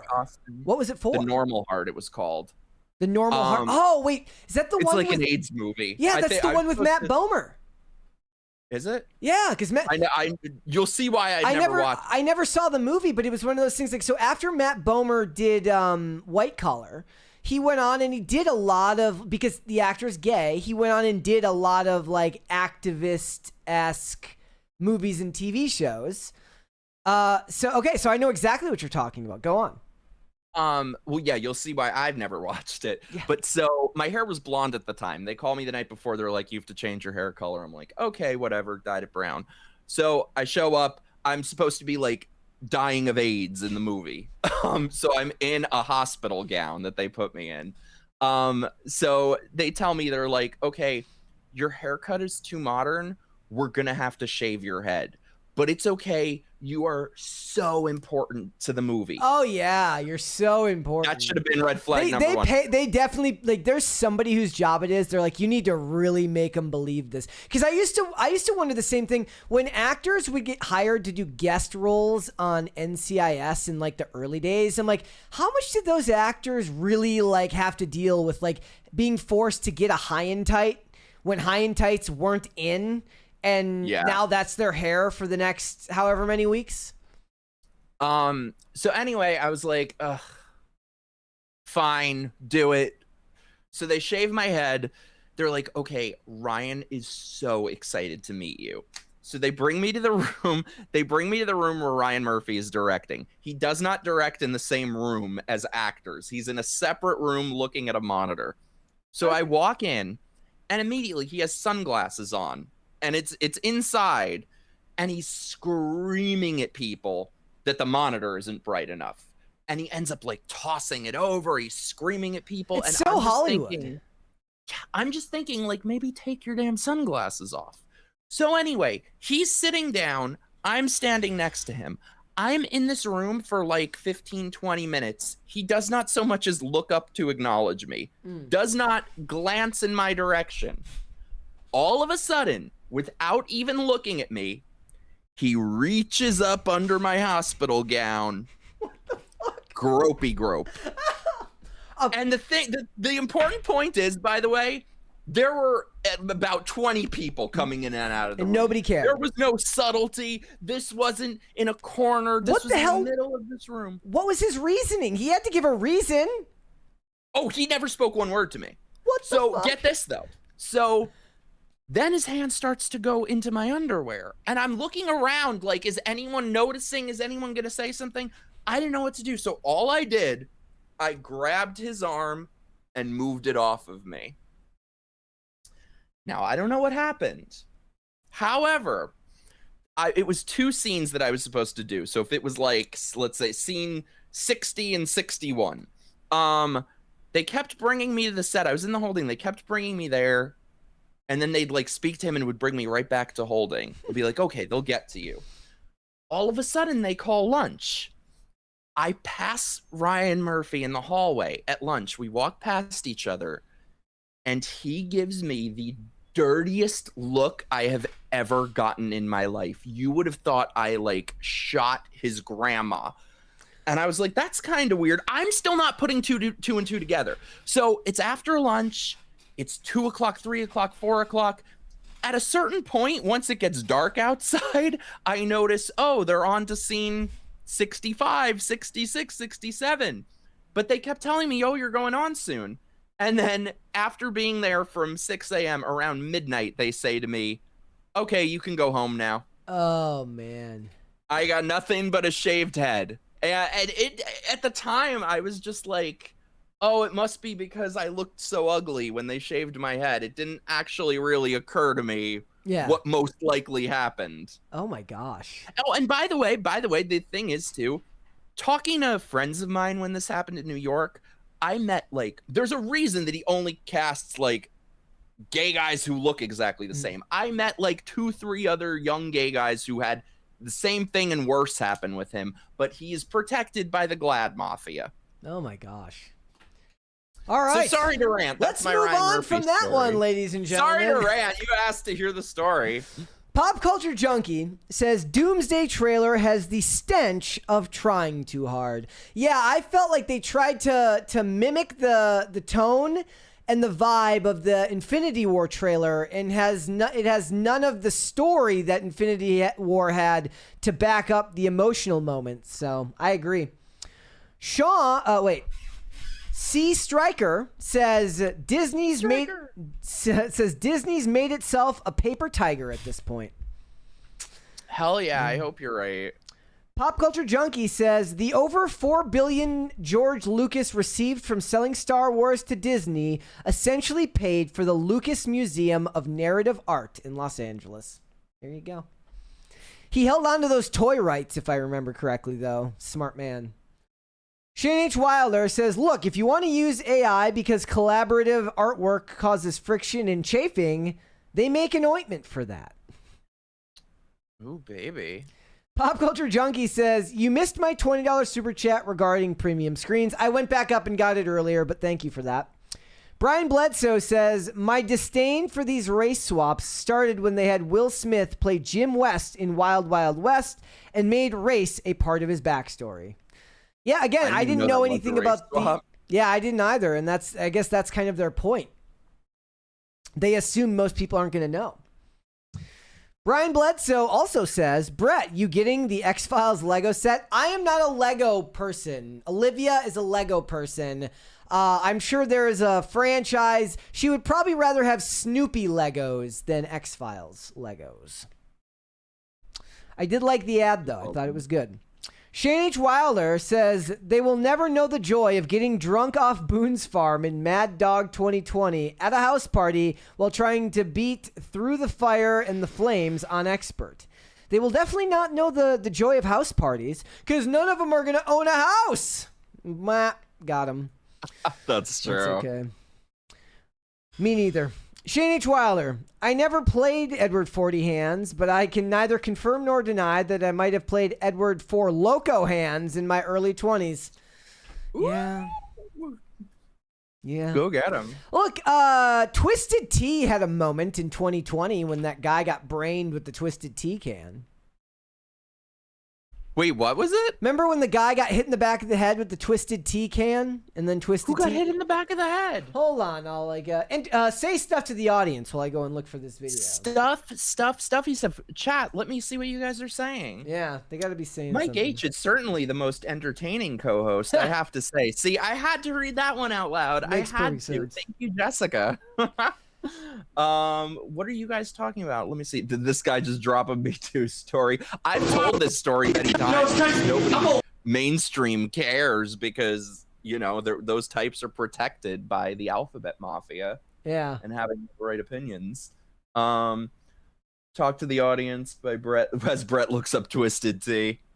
Yes. I'm trying to remember Twisted Tea. Here's the video. That was White Claw, right? Here's the video. Smack me, nigga. Come on, yeah. Drop it. like he's really hurt. I'm sure. That's the video. Now you're making me laugh. That was the video. All the way back in 2020. It was it's Twisted Tea. Twisted like Tea. I don't know whatever diverse happened. drink. It was like, yeah, it's like an alcohol drink. It's like, But I mean, it's diverse. I have no idea. I mean, that hit to the head was diverse because that guy's gonna have split personality by the time he wakes up. So yeah, he's gonna be doing the Britney Spears dancing, talking about mermaids and Benjamin I hope Button. something really bad didn't happen to that guy, because if so, then I feel bad. But yeah, I remember bet you it did, and now you have to feel bad. All right, I feel kind of bad. All right. Katie says, I was on antidepressant pills at age 18. I stopped taking them and realized it was the DV situation I was in. I felt better when I left. Thank you for sharing that. That's I'm glad that you were able to to move on and feel better. And a lot of times, yeah, depending on what your current circumstances are, they can play a role in that. So thank you, Katie. Good for you, Katie. You guys who overcome stuff like that are my heroes. Pat the Plumber says, Avril isn't a clone. It's a body double. That's what I'm saying. It's Melissa. By the way, the poll is now deadlocked 50-50 on whether she's a clone or not. See, what you're saying is that I'm just super persuasive. Exactly. I've enlightened everyone with the truth. The truth is out there. Here we go. Morgan Xavier says, Gen Xer here, didn't start drinking or smoking until age 40. I feel bad for those who went sober prior to these insane times. It's how I'm surviving, with a laughing with sweat on the forehead emoji. Look, I can't in good conscience say that you should start smoking. I need to quit. You know, it's of all the things that I did, I never smoked a cigarette in my life, which is the craziest part for all the mistakes I made. Again, but that's another one where I've heard that one's insanely difficult to quit, so I wouldn't want to. It's I mean, I'm sure you've quit much more difficult things. I'd quit for years and then I started again, so I'm quitting again. There you go. You know, it's funny though, when I was in school, before I had ever drank anything or anything like that, the principal would call meetings with my parents to say that I was showing up to class drunk and high, and my parents literally had to explain, no, that's just his personality. Which is why I've never done drugs, by the way. I'm like, me normal is like most people on many drugs. Well, you know, that's what ends up but then what'll end up happening is like they'll make you normal. I don't want to be normal. They'll like turn you around. It'll be normal. Broody Gambit over on Rumble says, miniatures and practical effects are the best, and I totally don't have a bias as a miniature painter who is taught by a retired Hollywood effects Oh, that's awesome. Miniatures was that's like, I missed the age of like action scenes being done by miniature. It was jaw-dropping seeing Terminator for the first time. Oh, it was so good. It's so good. And it's like I said, it's not an action movie. It's a survival horror movie, basically. The music is incredible. It's unbelievably off-putting. Makes you on edge and feel uneasy, like you're having a fever dream. Oh, it's so good. It's so good. All right, Shane H. Wilder says, Brett, you have the X-Files set to do it as a couple. You get to combine separate things you each enjoy into something you both enjoy. Yeah, but we also both enjoy saving money, so checkmate. That's the good thing to enjoy. I wish I enjoyed that. All right, Shane H. Wilder. Brett, I watched Pretty Little Liars while sober. It is unhinged and great. Oh, I gotta watch it. Yeah. You're right about Terminator. Yep. I'm gonna check out Pretty Little Liars. Like, here's the thing. It's not good. Like, me who's always like, yeah, I don't know if it's good or bad. It's legitimately written like shit. Okay? The writing is poor and unhinged and unbelievably, and I don't use this term lightly, problematic by any year's standards, let alone today's standards. Might as well have been called Grooming the Television Show. Brian Bledsoe says, Mike, you see the teaser for Buddy? I saw you post about it. Yes, I am so excited. I am so excited. My most anticipated movie of the year. It's going to be so good. It's going to be so good. Again, I don't think we can show that. By the way, what's that? I don't think we can show it, but I did see it. Oh, it's going to be so good. We talked about this, that you have not seen Too Many Cooks, right? No. Dude, you got to do like a video reacting to it or something, or do it on like the Discord stream or something. You have to see Too Many Cooks. So this is just evil Barney, just a different color? I think so. But either you or chat fam, did anybody ever watch the We Sing videos growing up? So it is from the creator of Too Many Cooks.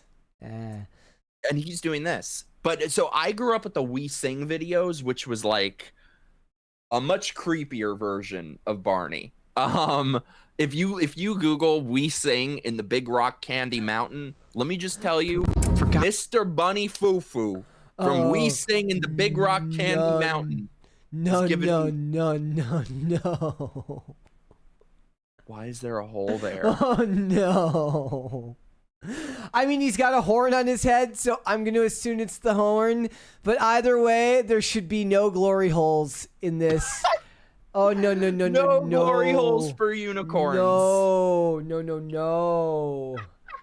Okay, we're moving on from that.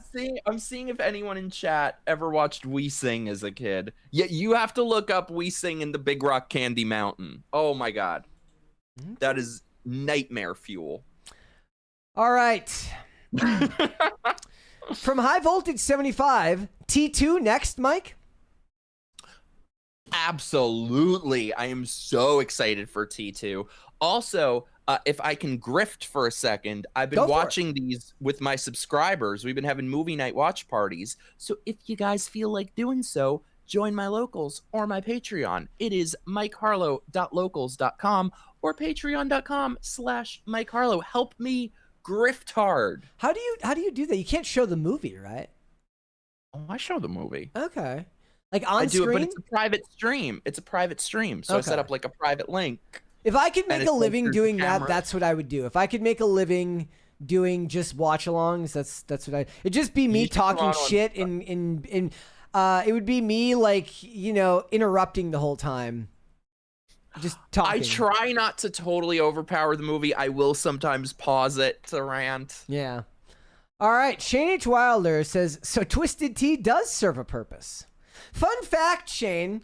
The only time I've ever even I found a Twisted Tea can unopened on the side of the street in Texas when I was in Austin, Texas, because we were there for IRL, or not for IRL, because, well, yeah, I guess for IRL, but they were doing stuff with Alex Jones at that time. And I would walk up to the gas station to get stuff, and I found a Twisted Tea can on the ground, and I was walking back, and I saw like a homeless guy, and I was like, there's like a Twisted Tea can up there, because he was like panhandling, and he goes, oh crap, that's mine. And I still, to this day, have no idea if he was making that up or if that actually was his and he just forgot he left it there. I'm sure it was his. Yep. I once, and this is the most Brooklyn thing to ever happen, but I once had a takeout bag from a restaurant, and I'm walking in Brooklyn. There was a homeless person begging with a sign. I went to give him my food. She goes, no, I'm vegan. Yeah. Picture what? Katie in the chat says, is Snoopy Lego real? I have no idea if that's a real thing. I just know that my wife would love it, if Olivia would love it if it was, because she loves Snoopy and she loves Lego. All right, Shane H. Wilder says, Mike is right. You must watch Too Many Cooks. Not after seeing that glory hole in the fucking in the Barney video. There are no glory holes. There are no glory holes. I personally believe there should be no glory holes anywhere because I could never have that level of trust. Because you were around Ryan Murphy once, and therefore... Yeah. Fair enough. All right. Ladies and gentlemen, as always, before we go, would you hit the like button on this episode, please, and subscribe to the channel if you are new here and you have not subscribed here yet already. Also, I draw your attention, this Saturday on the Timcast Discord, I will be doing my 7 p.m. bonus episode. I hope you guys will come and join me for that. It's always a lot of fun. More laid back, though I'm not that great at doing laid back. I always feel like I need to be presenting you with like a bunch of information. Maybe it should be more chill than that, but you should come hang out with us on Saturday night. It's a lot of fun. Also remember that we will be celebrating episode 1100 of Pop Culture Crisis. We always celebrate the hundreds here at PCC. That will be this Friday, 3-hour episode, 2 p.m. start time rather than 3 p.m. Eastern, 2 p.m. to 5 p.m. I hope you guys will all join us. It's going to be a lot of fun. Thank you so much. As I've always said, we wouldn't be able to do this show if it wasn't for you guys. It wouldn't be around. So thank you guys. One more super chat here from Shane H. Wilder. He says, Brett, it is Austin. When I first moved here, I saw a hobo with a sign that said, I'll slap your wife for $1. There you have it. You know. All right. Have you ever seen those bums that they have signs that say want money for drugs and hookers? Yeah. I'm like, hey, at least they're honest. I have never had a problem giving money directly to a homeless person. I would rather give my money directly to a homeless person than to a charity that puts it in the coffers of a bunch of staff of like legacy staff and executives. I agree, but I will say in New York, at least, every time I have given my money to a homeless person, it's taken about 10 to 15 seconds for me to regret it. Because you'll give him like $5 and then he's like, that's it? That's all? Yeah. That's it? I'm like, ugh. They always make me regret it. Yes. Not being grateful is not the move in that case. All right. Mike, where can they find you? Thank you guys so much. This has been amazing. Thank you, my bromance Brett, for having me back. You can find me on my YouTube channel. It's just my name, Mike like Tyson, Harlow like Gene, or I'm on X at not Mike Harlow, Instagram at Mikey.Harlow. Thursday night, I will be live on my Thursday night stream, Pimpcast, with Drea DiMatteo of The Sopranos. So much to ask her. Looking so forward to it. And I have my regular show, Microaggressed. And if you guys want to watch movies with us, join my locals or my Patreon. We do movie nights, game nights, lots of fun stuff. Help me grift hard.